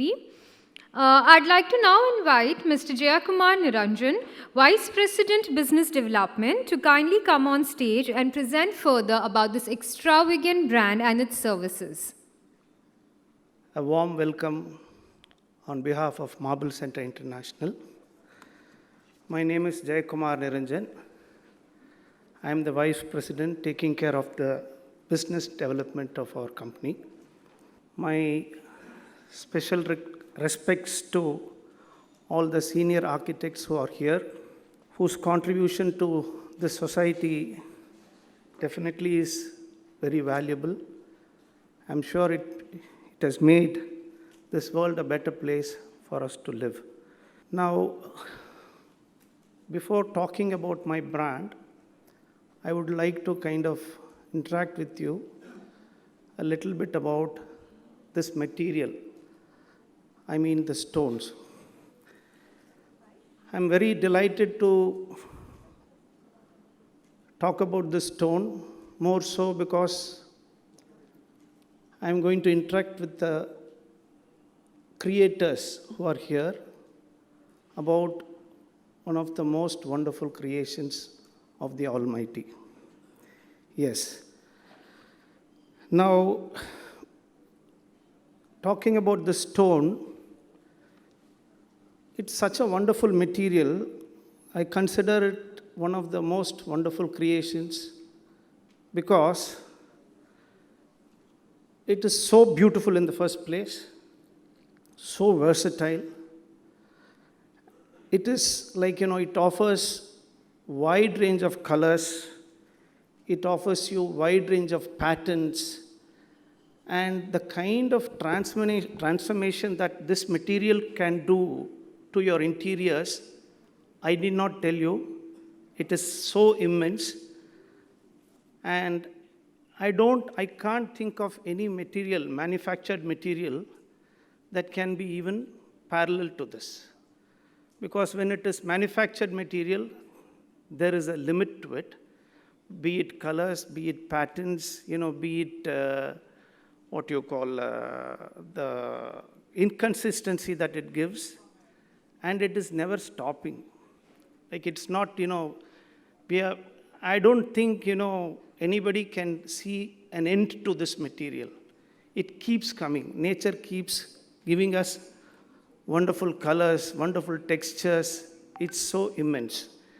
And as we all know, this is one material which comes next to the walls in any building in terms of volume. So that is the kind of importance it has, this material has. Now I think I'll move to my brand part. MCI is the name of our brand, and we have been in the field for close to 4 decades now. And in terms of positioning, we easily come in the top 4 marble players in the country. That is, when you compare us with others in all other aspects, but when it comes to quality, without a doubt, we stand tall. We are the pioneers, and our quality is much, much superior compared to others. I'll justify my statement.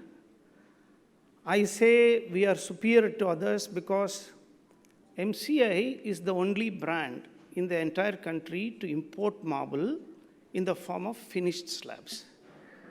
We don't get marble in the form of blocks, and we don't cut and process them here. Our brand is the only brand. We get marble, in the finished forms. It is fully finished. As a matter of fact, it comes very well packed like a glassware in the container. All that we do is open it and put it for display. There is absolutely nothing that we do domestically. So you may wonder why we are not following others' path and why we do this, why we have chosen to go this way. One and the most important reason why we are doing it this way is because we want to give our architects, give our consumers, give our clients products that are of international standard. So if I have to give you product of international standard, it's very simple. Whether it is sourcing or cutting or processing, all these things should also be of that standard. And as a matter of fact, what is kind of followed as a process here and what gets followed back in the source, there is a world of difference. It's not as if that cannot be done here, but for some reason it is not practiced here. Now, here most importantly, when I said MCI is 40 years old, rather we have been in the field for 40 years, unlike all the products that you witnessed earlier in the presentation, this is not manufactured. This is something that we get from nature. So it's very important we should have a proper understanding about the material, not only about the material, what is the treatment requirements of a particular material. Here in our business, experience really matters because more than knowing where to source the material from, you should know where not to source the material from. So with our 40 years of experience, we know the quarries very well. We source it from the right places. And second thing is, we are, for our sourcing, for our cutting, processing, everything, we are depending on the pioneers. As we all know, that we are dependent on the Italians and Turks, who have their knowledge or their understanding or their expertise about this material is very vastly superior compared to our understanding. So we are dependent on them to do the sourcing for us, to do the cutting for us, to do the processing. Now I will quickly take 2 more minutes to explain to you about at least the major differences that are involved between our processing and what is followed internationally. Most importantly, the biggest difference is we use technology in sourcing. We engage something like scanners to understand the real quality of the material. Why we do this is because we are very cautious. We only want to choose the right kind of material and spend our money on cutting and processing. We don't want to spend our money on the wrong material, because if I spend my money on the wrong material, it cannot be loaded in the container, it's waste of money. Therefore, we are doubly careful about choosing our material. That's number one. Number two, we start with something called, I think before going to that, I want you to know the kind of machines, the kind of consumables that are used here. Most importantly, the machines that are used for processing are very sophisticated and technologically very advanced. That's what gives us the output. The output, the kind of output that we get largely depends on the know-how, machine, consumables. We are very clear about all this. Now, here, as you must have known, people start with cutting the blocks. We don't start with cutting, we do something called strengthening before cutting the blocks. If you don't do this, if you skip this step, you may kind of face with problems like, the marble coming in the form of powder and so on and so forth, all quality related issues. Second is the cutting. In my marble, if you are seeing is believing, when you come to my yard, we have kept a huge stock. At any given point of time, we have about 25 lakh to 30 lakh square feet of marble kept. You will find all my slabs are straight. You will not see the waviness. I'm sure this is very familiar. I'm sure you must be very familiar with this. Because this waviness, when you watch the marble standing opposite to the sun hitting the floor, there is a superficial kind of waves or whatever undulation that is seen. This is basically because of the thickness of the tool that is used for cutting. When you use the wrong tool, and if you want more recovery from a block, and if your concern is more on the number of slabs that you get out of a block, this happens. But we are not concerned about it. We are more concerned about the quality part. Therefore, in our marble, you will not see the waviness because we use the tool that is of appropriate thickness. Next, after the cutting, this is the most important procedure of the process. After the cutting is done, here we use epoxy for filling. We don't use acrylic, which is a cheaper alternative. If we use acrylic, again it starts throwing powder. Another thing is, the places where people have applied acrylic, which is 1/10 the cost of epoxy, it will start becoming patchy.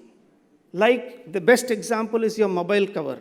You buy a transparent cover today, as it ages, it starts becoming pale. So when you use acrylic, which is not the right kind of material, as it starts aging, it will start becoming yellow. The patches, the yellow patches or the pale yellow patches will start becoming obvious, which you will not find in our product. And the next thing is, as I told you, the understanding about the stone here is very limited. Therefore, people imagine for all stones that are available, they understand that the treatment requirement is also the same, which is totally wrong. The treatment demand or the filling demand of each stone is different depending on the physical properties of the stone. Since we are getting it done with the right kind of people who have very good understanding about the material, sometimes it is layered once, sometimes twice, sometimes thrice. So this is, people here, they don't know about this. They go about doing it the same way for all the stones. And the second thing is, my stone, when you use, You can use it even in high traffic areas without any issues. What I mean is, high traffic, when I say high traffic, one thing is the movement, people movement or the traffic. Second thing is the number of times it gets mopped. If a stone has to withstand or if the stone has to survive this kind of a condition, after the epoxy is applied, it has to be put in the oven, which most of them don't do. I can tell you with 100% confidence, if you use my product, you don't have to worry about this aspect. And last but not the least, yes. Now, the last thing is the polishing. When it comes to polishing, here, as you know, if it's a bundle of, you're looking at a bundle of 25 stones, only the first stone is kept polished. The remaining, it's not polished. MCI is the only brand. When you come to our yard, if you're looking at a bundle of 25 stones, all the 25 stones are polished. Which means, we do this because we want to know what we are buying. We want the client to know what they are paying for. There is absolute 100% clarity. When you look at a stone that is not polished, you're only looking at a very obscured version of the stone. Here in our case, every stone is polished. You can be very sure about it. Third important reason why we are getting it this way is because when you want, as architects, if you want to do book matching, with 100% accuracy, with 1 mm accuracy, you can do the book matching because the grains are so visible. I hope you understand this. Now, I think this is, and apart from this, what way MCI is different from others, different from the market, is the fact that in MCI we have calibrated 20 mm slabs. We don't keep 18 mm, we don't keep 16 mm. It's calibrated 20 mm. It's 20 mm all over the place. So these are the things, these are the advantages of buying your material from MCI. Now I think I've been asked to kind of cut it short. One more reason I'm here is to invite you all to our experience center. It is a 30,000 square feet experience center designed by Warner Wong Design of Singapore. And we have what you call studio space. And as you know, experience center is not so very common in stone industry.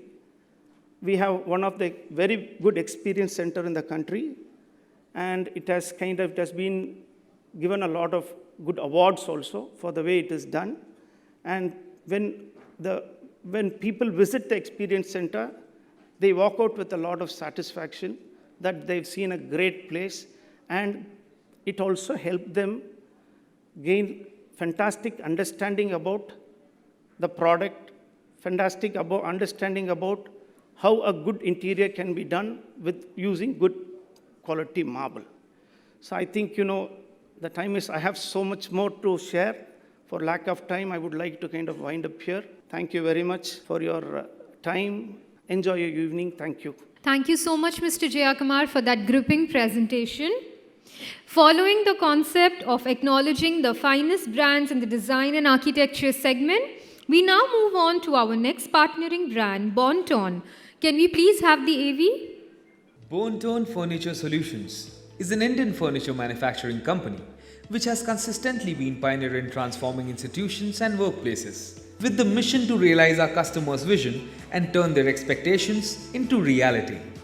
At Bonton, we always listen, observe, interpret and understand our customers' needs to deliver and delight them with our products and services. Customer satisfaction is the most important element we aim to achieve. Bonton Furniture Solutions, for those who believe in quality. Thank you so much to the team of Bonton for that interesting AV. And we now move on to the next and final session of the evening, the next gen panel discussion with the new age architects who will build the architecture of tomorrow. And before we commence the panel, I would like to introduce to you all our esteemed speakers for this session. With an academic background from the School of Architecture and Planning, Anna University, Chennai, and a Master in Sustainable Environmental Design from the Architectural Association School of Architecture in London, she brings a global perspective and a commitment to sustainability to every project. Under the leadership, her firm continues to push the boundaries of innovation, inspiring future endeavors, and earning features in various prominent publications globally. Ladies and gentlemen, please welcome the principal architect and the founding architect leading her firm, Impatio, with vision and expertise, architect Chandana Ramesh. Can we please have a round of applause for our speakers? Next in line, we have an architect who's working as a registered architect since a decade with international exposure through internship training at Gensler, London, and postgraduate degree in spatial design from the University of New South Wales in Sydney, Australia. She's worked with multitude of clientele and successfully completed many residential projects to client satisfaction.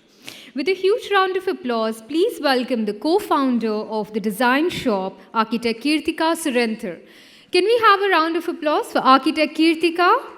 Our next panelist is an expert who designs architectural and interior spaces of varied scale and context all over India in the realm of residential, commercial, and hospitality industry. She believes in creating well-thought-out spaces, irrespective of the scale, typology, and social context of the project, and believes that design should know no boundaries. Her work is informed by the notion that although architecture isn't an all-encompassing solution to all global issues, it can definitely create a better living environment. Please welcome on stage the principal architect of Architecture for All, Architect Thendral. Can we please have you on stage? Please, can we have a huge round of applause for every speaker that I invite on stage? Thank you. Next, our speaker is a graduate in architecture from SRM University and has completed master's degree in Milan, Italy, and is curious to explore designs through exposure to various architectural styles. His vision is to create an architectural firm that not only design buildings but create inspiring spaces that resonates with his clients. His aim is not only merely build structures but to craft dreams. Please welcome on stage the principal architect and co-founder of Unknown Architects, architect Krishna Pradeep. Next, we have a person who has helped building the ICA network, ICA, as we all know it, closely across markets, and over the years, he has played a pivotal role in shaping ICA's connect with architects and interior designers through an efficient sales and support team. He has catered through solutions that matter, which has always allowed for his research and development team to closely innovate with our architects and interior designers' needs in the field with wood and glass coatings, UV coatings, antibacterial coatings, fire retardant coatings, and much more. Please welcome the Chief of Sales of ICA, one of the most trusted brands in the industry, Mr. Viresh Malan. And yes, last but not the least, it's time to introduce and acknowledge our dear curator. He has a prior experience of working alongside, I hope I'm pronouncing it right, Seima Kazuyo, the Pritzker laureate from SANAA, CGA Architects, Paris, and KSM Architecture. He has graduated as a thesis topper from Miyasi Academy of Architecture and is also a recipient of the Invest Your Talent in Italy Scholarship from the Ministry of External Affairs, India. His projects, the Village Home and the Gully Home, have nominated for the Arc Daily Building of the Year award and have also been commended tremendously across various platforms. Ladies and gentlemen, please welcome on stage the senior architect at ED Plus Architecture, Architect Ammar Aziz Chaudhry. Thank you so much, everyone, first of all, for being here for the panel and gracing our event. I now leave the forum to Ammar to take it further. Looking forward to a great panel. Okay, really nice to be here. About 14 years back, I was sitting in the back row in the same hall when I had just started architecture, and it's kind of a very surreal experience to now be on, this part of the stage, and, with you guys, kind of maybe 30, 40 years later, we'll be sitting across in that table, across, with all these esteemed guests that we have here. To start off with, design debate seems quite harsh. We don't have to fight over anything. I think we do that every day with a lot of people. Though my guilty pleasure is watching the 9 p.m. news that runs across Indian channels, where you're fighting and there's so much anger. But rather, we can have a nice discussion, kind of understanding what our thoughts are, especially pertaining to our profession. If you ask me personally, architecture is actually a very funny profession. To many, even hiring an architect is something, a luxury. It's not something that everybody does. And those who do are the ones who actually have the money and now kind of want to put that money into something concrete and to create something that is kind of theirs. And as an architect, we play multiple roles through a day. We become visionaries, we become project managers, we become lifestyle consultants. And actually, in some of my projects, I've also been a therapist because through the project, we kind of come to know all the family problems that are going on in a house. And we kind of have to, convince the couples that, okay, this may be the right thing or this may not be the right thing to do. But I guess the most important role of an architect is that of an economist. We need to understand the economics of space planning, the economic potential of a space by itself on how well it can be utilized, on the budget aspect of the project, and even the planning of how that particular built form can enhance the economic potential of that region. So before I actually get into the topic of aesthetics versus economics, I'm going to spend maybe a couple of questions on kind of understanding what the role of architects today in today's context is. So as an industry, we've gone through a lot of transitions. There was an instance where it acted as a tool, or rather it was the economic activity that led to the growth or development of a space, leading to the enhanced infrastructure, be it housing, be it industrial, or as we all recall 20 years ago, the IT boom. And then if we kind of rewind to many centuries ago, it was a means of people to portray how much money they have. Kings built palaces, they tried to show off the amount of money each kingdom had. And funnily enough, it's kind of come back to that today where this luxury home segment is coming in. And people want to now show off how much money they have by spending all of that in homes. So today, right now in 2024, coming into my first question, what do you think the role of architecture and design is? Is it more functional, or are we kind of moving towards it being a display of luxury? Yeah, hi everyone who's here. So to answer your question of what is the role that architecture takes on today, right? You gave a couple of examples like how during the IT boom it was infrastructure, it was providing infrastructure, and then now it's moving towards luxury segment. My opinion, I think even today, the architecture caters to different categories of people. Like how I see it is, if you take the Maslow's hierarchy, right, the infrastructure that you're talking about, so that caters to the base level, where the physiological needs of people need to be met, which is the basic things like shelter and security. So architecture caters to that segment. And then there's the psychological level, into which comes things like self-expression and esteem and things like that. That is where the other thing that you mentioned of luxury homes and architecture being an expression of their status in the society. So that it comes under that category. So I think even to answer your question, I think even today it takes on multiple roles. It just depends on which part of the pyramid we are at. And moving forward as a society, once we reach the position of a self-actualized society, architecture will become more holistic. It will not just be about aesthetics or functionality. It would be about an overall experience of a space, and in my opinion, it would be a facilitator of life to carry on. So, yeah. Hello, everyone. Thanks for having me, ITP. I think I see that being in this dais is as a pat on the back that my firm is doing something right to be on the Gen Next panel. And moving on to the question, I'd like to rephrase that question from aesthetics to, luxury rather than aesthetics to affordability. Because right now, what I think is a lot of people are able to afford architects or be it designers. They're able to have a more,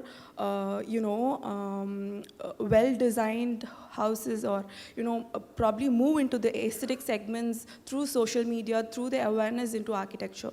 So I personally think more than aesthetics to luxury, I think it's moving towards aesthetics to affordability. And of course, aesthetics can be achieved in a lot of, budget segment. It's not just specific to luxury. So this is what this is my perspective. So what is the role of architecture today? So I'm just going to talk about a couple of things. So firstly, I think COVID has created a big mind shift, in a big shift in the mindsets of people. Post-COVID, there has been a lot of awareness in health and wellness. People have started focusing more on natural lighting, natural ventilation, how to bring in green spaces and open spaces part of their own environments to promote physical and mental health. So these are very well received concepts these days, and it doesn't require us to battle too much to convince them. So I feel like now more than ever, it is very important to kind of promote healthy living, working conditions through our design approaches. Secondly, I think another reaction to COVID is the growing requirement for more flexible and adaptable spaces with the changing work-life patterns. People are now consciously thinking about what if I'm, working out of my house for 6 months? Is my working environment comfortable here? Or if I have to shut down my office for a year, what happens to my resources? How will I incur a loss? Will I have to replan my whole, scenario? So these are the key questions that that as architects we get asked. And we do design spaces that can be repurposed and kind of reconfigured based on their evolving needs. And I think lastly and most importantly, architecture, I think today and for many centuries have been the barometer in sort of, assessing the economic and financial impact of the city and the landscape of the country itself. And now I think Chennai especially is an infrastructure boom where a lot of real estate is coming up. So I think as designers, we should be very conscious and mindful of the approaches and practices we take. And, whichever developers or builders we work with, any kind of client we work with, we should try and, adopt as many sustainable and conscious approaches, of course, without compromising on the overall intent of the project. When I mean sustainable, not just, as an eye wash, but more from a grassroots level where you look at how passive energy strategies could be adopted, what kind of materiality goes into it, what kind of technologies can we adopt in a particular project. Are we doing waste management? Are we doing, can we adopt solar-powered systems for our project? Is our building really efficiently functioning? Is it operating on low cost? So these are the things I think that are very critical in today's times. And I think as a final product, if your building speaks for itself, that will educate a lot of its end users and audience. So that's my take. Good evening, everyone. Thanks for having us here. And as per the question you asked, the architect's role in current generation, right? Like practically, just not to go too technical, nowadays the youngsters here, it's been 7 years. The process of being an architect in here, to prove them that you are an architect, that itself is a big task when you evolve to the topic of new gen. So currently, we are youngsters, currently looking forward to move there, of our seniors who spoke. Maybe I can't be too professional, maybe I just wanted to, maybe after 30 years, maybe I'll be that professional. But currently as an architect, we have vision. we have to get the vision. We need a client who wants to experience it. So creating a good space, even though client knows everything nowadays with Pinterest, Instagram, with their exposure, only role is to get your thoughts, find a person to give them and experience it. Over a period of time, with good function, with good design, things will change, and that's the role for now. I mean, this is my opinion. So, thank you guys. I think I'm going to take a perspective of a manufacturer or a product. You guys have the perspective of the industry. But I would want to now quote Pony ma'am and Chitle sir, what they were talking about. I think the role of an architect first in place is to deliver on the promise which is required for the client. So problem in that is like the young firms which have come up, and the number of firms which have come up as a brand which we see is immense. But the difference which we see at times, and I'm not talking about people here, but the difference which we see at times, the architect himself doesn't have time to get to know about new brands, products, substitutes which are available, which is going to bring more vision, which are actually going to give the vision, your vision to life, the way the client wants. The point about aesthetic versus economics, I think everything can be achieved provided if we are aware of what is available in the market. And specifically, as a brand, if I have to talk about, today's role of an architect in today's world has to be, how do we get towards sustainability as fast as possible? How do we start incorporating bare minimum something or the other in the project, even if the client is not interested in the cost inflation of it? Thank you. Right. So moving on, there were some mentions about how a lot of architects don't want to use the word businessman for themselves. And somewhere I feel we've put ourselves quite high up the spectrum where we consider ourselves visionary, we see what's going to happen. We talk flowery concepts to our clients and, tell them how the nature outside is going to come inside and blend with the aesthetics, blah, blah, blah, blah, blah. Somewhere I feel we've put up an impression about ourselves to a layman that we're going to make you spend your money. If you're going to come to an architect, that means if you're setting a budget of 10 lakhs, boss, 20 lakhs are out. So what really are we? Because somewhere I feel we are trying to be an artist. We want to get our business working right, but we also need to ensure that what we are dreaming is actually getting built. So we seem to be like in that fine line, like a focal point between an artist, salesman, because I'm selling my design, and a civil engineer, if I may. In all of this, how do you kind of balance yourself out from a layman thinking that you're either an interior designer or you're a civil engineer or you're a contractor? What is an architect? How do you define an architect? So I personally think that architecture is a way of life, and I'm sure all of you all here will agree with me that being an architect, I think you'll never be able to switch off, and we are a very young practice, so we are naturally very romantic and passionate in our approach to designs. We obviously juggle multiple hats. We are designers, we are project managers, we are site engineers, we do masons work sometimes, we do clerical jobs, just anything to bring our projects to life. But I think in spite of all that, we need to be aware of the fact that we are designers and somehow nurture that side of us and still, somehow still be able to make a business model out of it. I feel that any business we take up, as a profession, it should make some business sense. And I don't, even though we are a young practice, I don't believe in taking up projects for a very meager cost, just to create a portfolio. So, but that being said, I think in the initial days of practice, it's not exactly possible to create a template where you put down your working hours, your man hours, and convert it proportional to your revenue. I don't think that's possible at all. We do bleed, there are a lot of there is a lot of time spent, a lot of energy, a lot of sacrifices that we make, but by the end of all that, if we are able to make something remarkable, I think that itself is a different kind of remuneration that you feel, so yeah, so that's my take. Thank you. Thank you. What role do we take? I think there's always a constant struggle within us, you know, as architects being businessmen. It's extremely difficult. I was just telling about the struggle that we usually have as architects. It's a huge struggle in the mind where you want things to be very artistic. Sometimes you're a purist, sometimes you're a businessman. You know, it's actually, you have to have the right blend.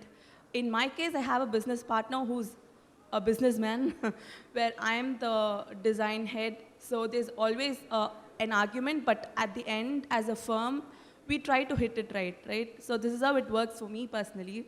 But I am really in awe of an individual who is being an architect as well as a businessman. I would really like to read minds. I mean, personally for me as an architect, as a designer, it's a huge struggle to set the line right.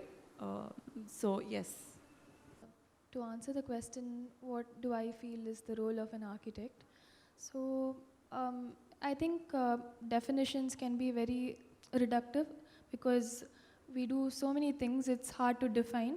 But how I see it is to draw an analogy, like we are like the captain of a ship, like architects in the construction industry, that's kind of the role they take on. So you kind of bring everybody together in the process of creating a building. So like they previously mentioned, right, we take on so many roles. And about the business aspect of it, yes, like as an architect, we also have to take care of the business aspect of it to sustain in this industry. And to answer your other thing about whether we are artists, I personally feel that we borrow from art, we borrow certain principles from art, but I don't think we can strictly call ourselves as artists because artists have the freedom of self-expression without bounds, but we are bound by so many parameters and so many things like economics, like our topic, right? So I feel we borrow from principles of art, but we are not artists per se.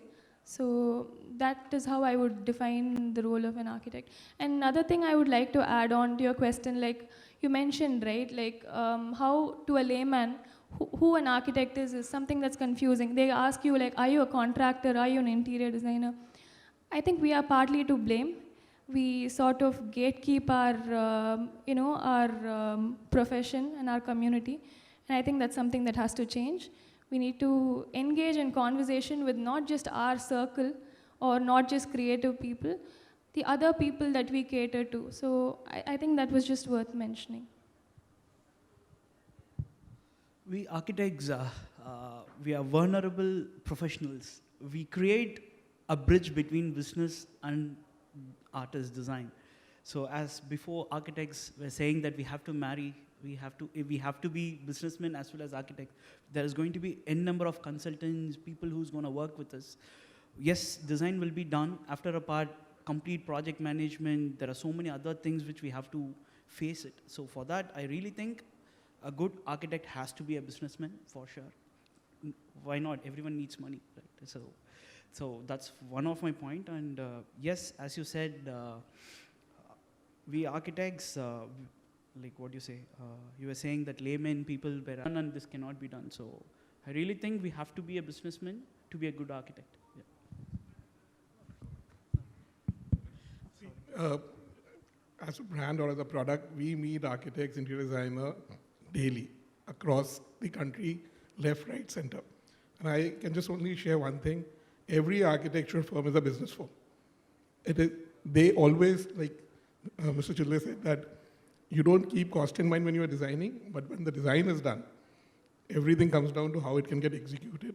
How will it run my firm? Will my guys get paid for it? Will it be delivered on it? So I think every successful architectural firm is a business firm.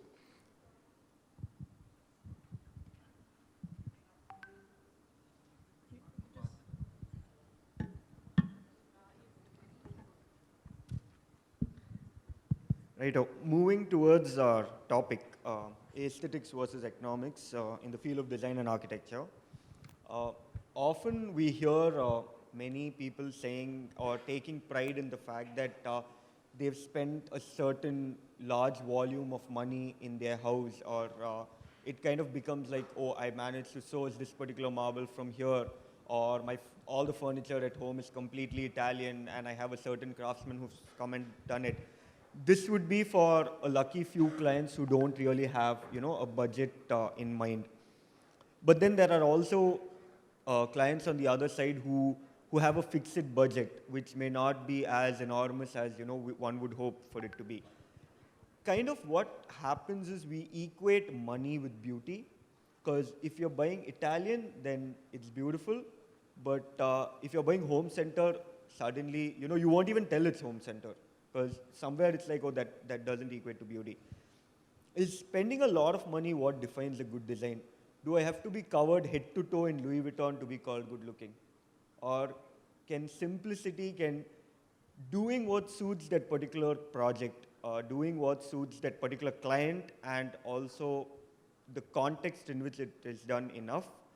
Or somewhere we feel the need to pump in the kind of money to make a project stand out?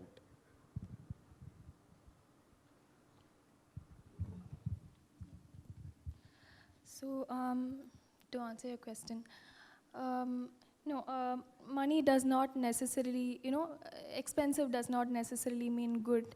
But something to remember is also to do a project of certain square feet, there is a market standard of, so much of money needs to be put into it to get that. To look at it in another perspective, it's also about the question of what we benchmark as good design, right? Like you mentioned, Italian means good, but somehow something that's accessible to so many people, like home center, suddenly becomes not so aesthetic, right? So it's also about what we benchmark as good design. That is something that we need to question. And like if the bare minimum amount that is required to build that much square feet of project is there, then the rest of it is just layers. Even with that bare minimum amount, you can still do the basics of what an architect has to do, like which is architectural thinking in terms of spatial organization. They're going to build the same walls, right? It just depends on where the walls are coming up based on the good spatial planning that you do. So you can pump in the same amount of money and take care of the basics, the fundamentals of the architecture, the wellness of the space, the functionality of it. The rest of it are just layers that you add on top of it. Of course, the more amount of money there is, the more you can embellish the architecture. But that's how I see it. So I don't think less money should necessarily result in a compromised design. It can still be thoughtful, is what I feel. In fact, what you've kind of pointed out quite perfectly is that, okay, to do the structure of the house, you and I may spend the same amount. It is the layers and the makeup that you're doing on top of it that adds on. There's a possibility that you might end up spending more money on a structure, and it may still not work as well enough as it would have worked by spending the required amount of money. So I guess that kind of links back to my previous question of what do architects really do. It's our job to ensure that the equal amount of money that you kind of spend, you still get a better product than what you would do if you're pumping in more money into a certain product. Right. Nice. So I can say that yes, for sure, not the budget, the money is not going to design. It's not going to judge like we are going to give a beautiful design, or it's actually completely depends on person to person. I can casually say that the buildings which we celebrate in history, right? So it all done in modest material and resources. But as a talk, I can say that. But nowadays, lifestyle changed. A guy who goes in a Benz, we have to design something which goes towards it. But it doesn't mean that we have to do only the premium projects, but the people who wants architects to design their home or a space or a retail space, we are responsible to create a space which is really livable in a budget if the client needs it. But yes, nowadays clients, even let's say a 6,000 square feet villa, people want something luxurious in a cost-effective price. Let's say he wants Benz and a Maruti price. Like Pony ma'am said, we should all have a clarity while designing what client needs it, and we have to produce what we need as well as which satisfy the clients too. So I really think budget doesn't matter, but it matters in few places where clients needs it low. We can't satisfy a client who is expecting Louis Vuitton and giving him Zara. It doesn't work out. So Zara works out for few people, this works out. But the final point where it comes is what we are going to design, what they're going to enjoy. So it's completely controllable by architects as well as clients because they are the fundraisers. So.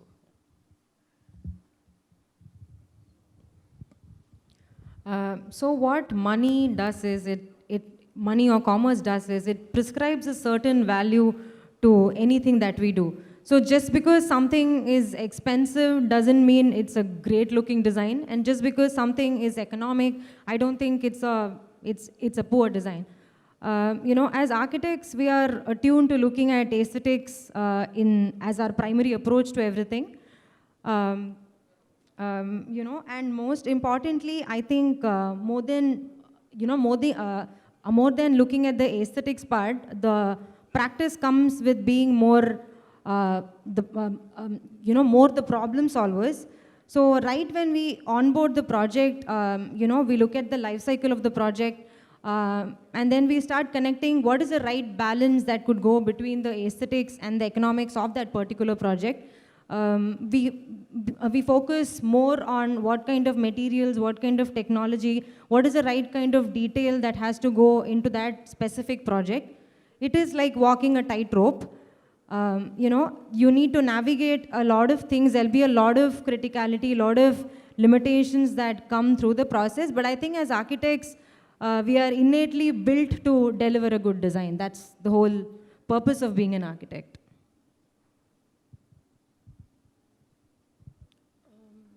So design is not expensive, right? It's the specification or the materiality or the layers that we add over it is what decides the cost.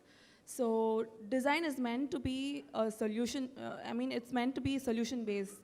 It's supposed to be empathetic, and it's supposed to, connect. The materiality or the money factor, I don't think that would describe a good design or a bad design. So yes, it should not also. I think that's how good design evolves. And also when there's a budget factor it makes a designer to think out of the box. Certain times you have to think with what's given to you. So in places like that, I think something out of the box comes out. So I think it's a good challenge to have. Really good point. When you have a tight budget, it kind of adds an additional challenge where now you have to do something good with something limited, but then if it's like an open box, then you're also really lost of, I can do anything that I want at that point. So for lack of time, I'm going to quickly just combine my last two questions into one. So in two parts. So the first one being that we are all talking about climate change, sustainability, etc., etc. That is where the concept of circular economy comes in. And in the construction industry that has a considerable amount of waste, use of resources and a waste that is generated, how do you think in an industry like ours, we can actually put circular economy to use? Because yes, architecture is a way of kind of, we take inspiration from nature. But in nature, by default, everything is circular economy. A waste of something becomes the starting point of something else. But in an industry like ours, where we have thousands of materials, how do we really implement on the life cycle and how the longevity of a certain material? That being one. The second, the boon and bane of our current times, artificial intelligence. Right now, you can generate design options in a matter of seconds. Right now, we are seeing clients come in with Pinterest options, and we are so frustrated. Imagine clients coming in with a design tomorrow and be like, do this. And in fact, it's going to get much more accurate in terms of project management, in terms of budget control, in terms of the vision of the project by itself. This will make our profession easier, or if I dare say obsolete. Do you ever think there will be a time where artificial intelligence is going to replace architects? I'll start on the circular economy. So firstly, I think these days a lot of raw materials and products we source for our construction industry is all factory manufactured. So there is honestly very little control that we have on waste management at ground. However, I think we can be very conscious in where we procure certain materials, whether it's got high percentage of recycled products. We can use products that can go back into recycling. But as of today, I feel that the sustainable alternatives and the products are not really a cost-effective approach, primarily because the processes that go into making them are not cheap. And also there are very few craftsmen or limited resources that still do skilled labor. I think we'll be effectively able to bridge the gap when at least the mainstream products are sustainable and economical. I think mostly it's truly sustainable when a lot of people adopt it. Otherwise, it just stays as a concept and it's just there in fragments and it doesn't unite together to bring anything. So I'd like to talk about the AI part. I don't think it's going to happen because especially in a creative, see, it's a very brutal question to ask, in this, we're just emerging right now. I don't think, jokes apart. So I think for a creative field, any computing system is not going to equal, and it's because any software or any AI-based software, it cannot bring that empathy or that the emotional connection that we have to this space. I don't think anything can replace that. So AI is firstly only a prediction engine based on billions of parameters. I think fundamentally AI is not capable of doing a lot of things like understanding human emotions, cultural contexts. Like she said, empathy is something that is so important in our profession. And I think AI for once can, definitely not holistically understand the concept. And also when you bring a project to site, there are so many unexpected things that that happens on an everyday basis. You'll have to be problem solvers. You'll have to identify issues, every day and be able to resolve it. So that is something I don't think AI will be able to manage yet. And I think fundamentally human judgment is very important in all the social nuances, in all the ethical, moral things that comes into designing any space. So that is also something that AI will not be able to do.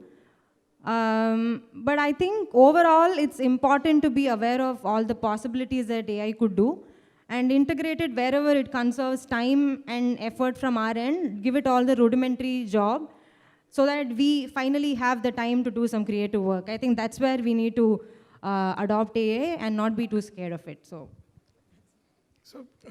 just an outside perspective to the questions you asked. See, there, on the circular economy part first. So it's not a matter of when it will be done, it has to be done. Either we will be forced to do it by the government or the climate will force us to do. For example, I'll just share the example of the entire Parliament project. Government was so very clear that they are not going to use anything which is not sustainable. The vendors which were selected were those vendors, and I can tell you very proudly that the entire process of vendor selection in this time, there was no amount of corruption involved. The amount of meetings a brand or a vendor had to go through was so critical. To the further extent, every project of central government is now getting approved only if they are going to be using X amount of sustainable projects. So I think the products are available. You're right, economies of scales are not there because not everyone is using it, but that's where it is. As fast as possible, we start using bare minimum of the products which are available, things will move forward. Second, on the AI part, I think it's important for everyone, not only for your architectural as a background, for everyone right now. Those who will not adopt to it will become obsolete. That's the fact of it, because it's going to grow so fast. The intelligence is going to grow so fast. All the angles, all the moral values, they're getting fed in every day. I can just share this thing to you. All the warehouses globally, human intervention's completely gone away. They know exactly which has to get shipped where. The amount of intelligence which is getting built in is phenomenal. The speed at which it is getting built in is not heard of, not thought of. I'm just can tell you the amount of information which we see when we are looking at the business point of view. It's going to be happening soon. And the point which Chandra, you said, that's going to give a lot of time for you guys to do, and that's the reality of it. If you able to use it effectively, I think it's going to become a boon for every one of us. If not, then yes, it's going to be out of option for all. So said sustainability, yes, as of now, it didn't reach to all the people. It is there on the top. So we will be forced to use it after a point of time. So and other than that, I take the points what you guys said. As per AI, like, you know Chitty, right? Chitty Robo. Like, as long as Chitty didn't get the emotion, things are fine. Once you start understanding, once AI start taking emotions, it's going to be tough. I think it's going to happen. But I don't think it's a fear. We all need to go with it. So yes, and we are in a service point where there are a lot of things are there to face it. So I don't think AI is going to replace as long as it doesn't become Chitty.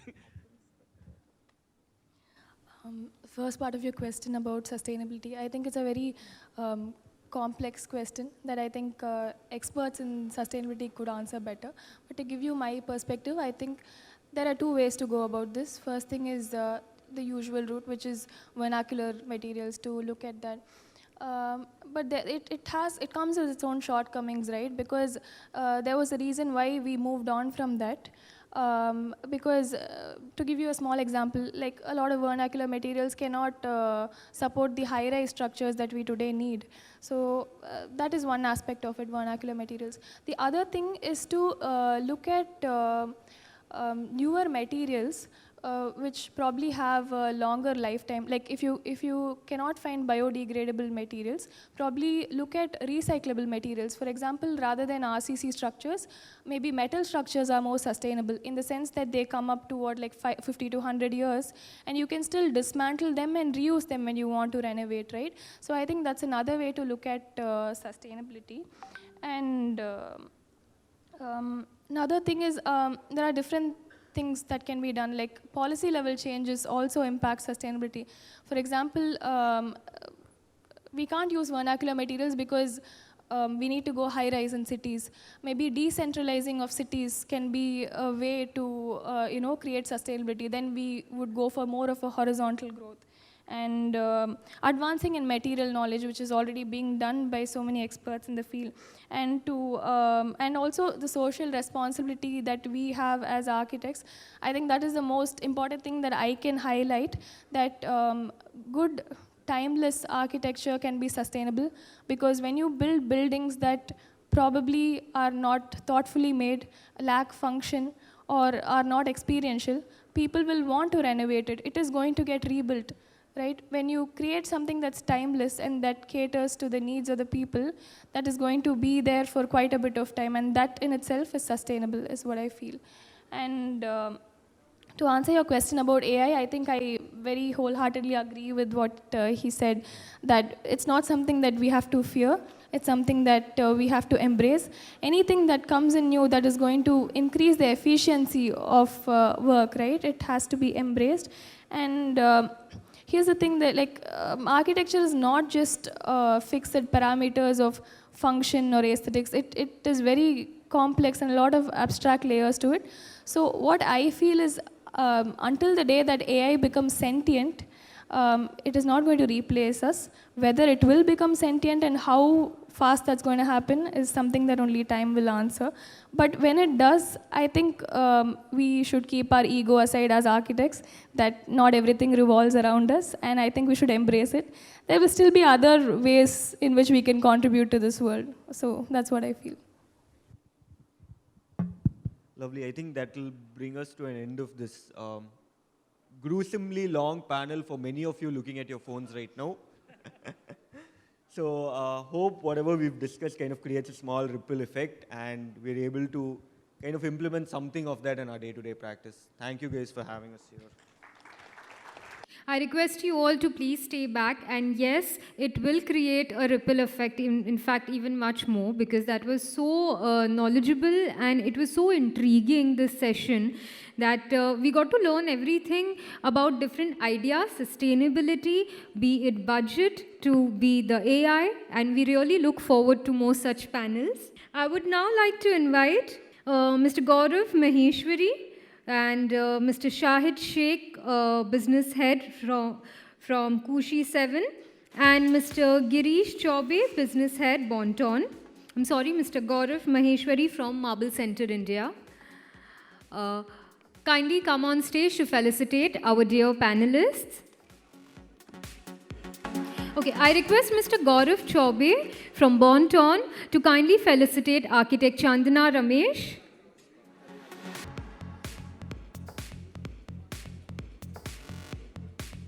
I request architect Kirti Surenta to please come forward for felicitation.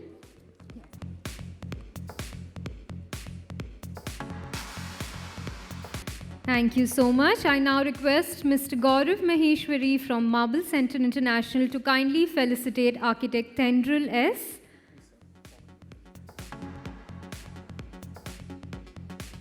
And architect Krishna Pradeep. Yeah, we need everyone for the picture. Also, Mr. Gaurav Maheshwari, I request you to please felicitate Mr. Viresh Malan.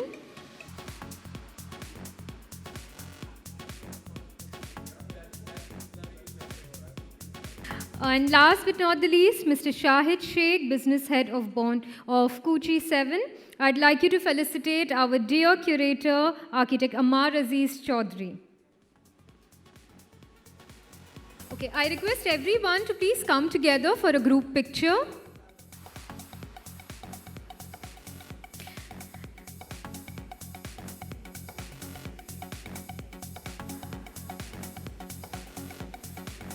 Thank you so much, everyone. And it has been a joy to be here and interact and know so many architects and their views and thoughts. You've been absolutely a wonderful audience, and thank you so much for your patience. From me and the entire team of ITP Media, I'd like to thank our sponsors. The event was powered by ICA. Our category partners are Dorma Kaaba and Marble Center International. And our exhibit partner is Kuchi 7 and Bonton. Thank you so much, everyone.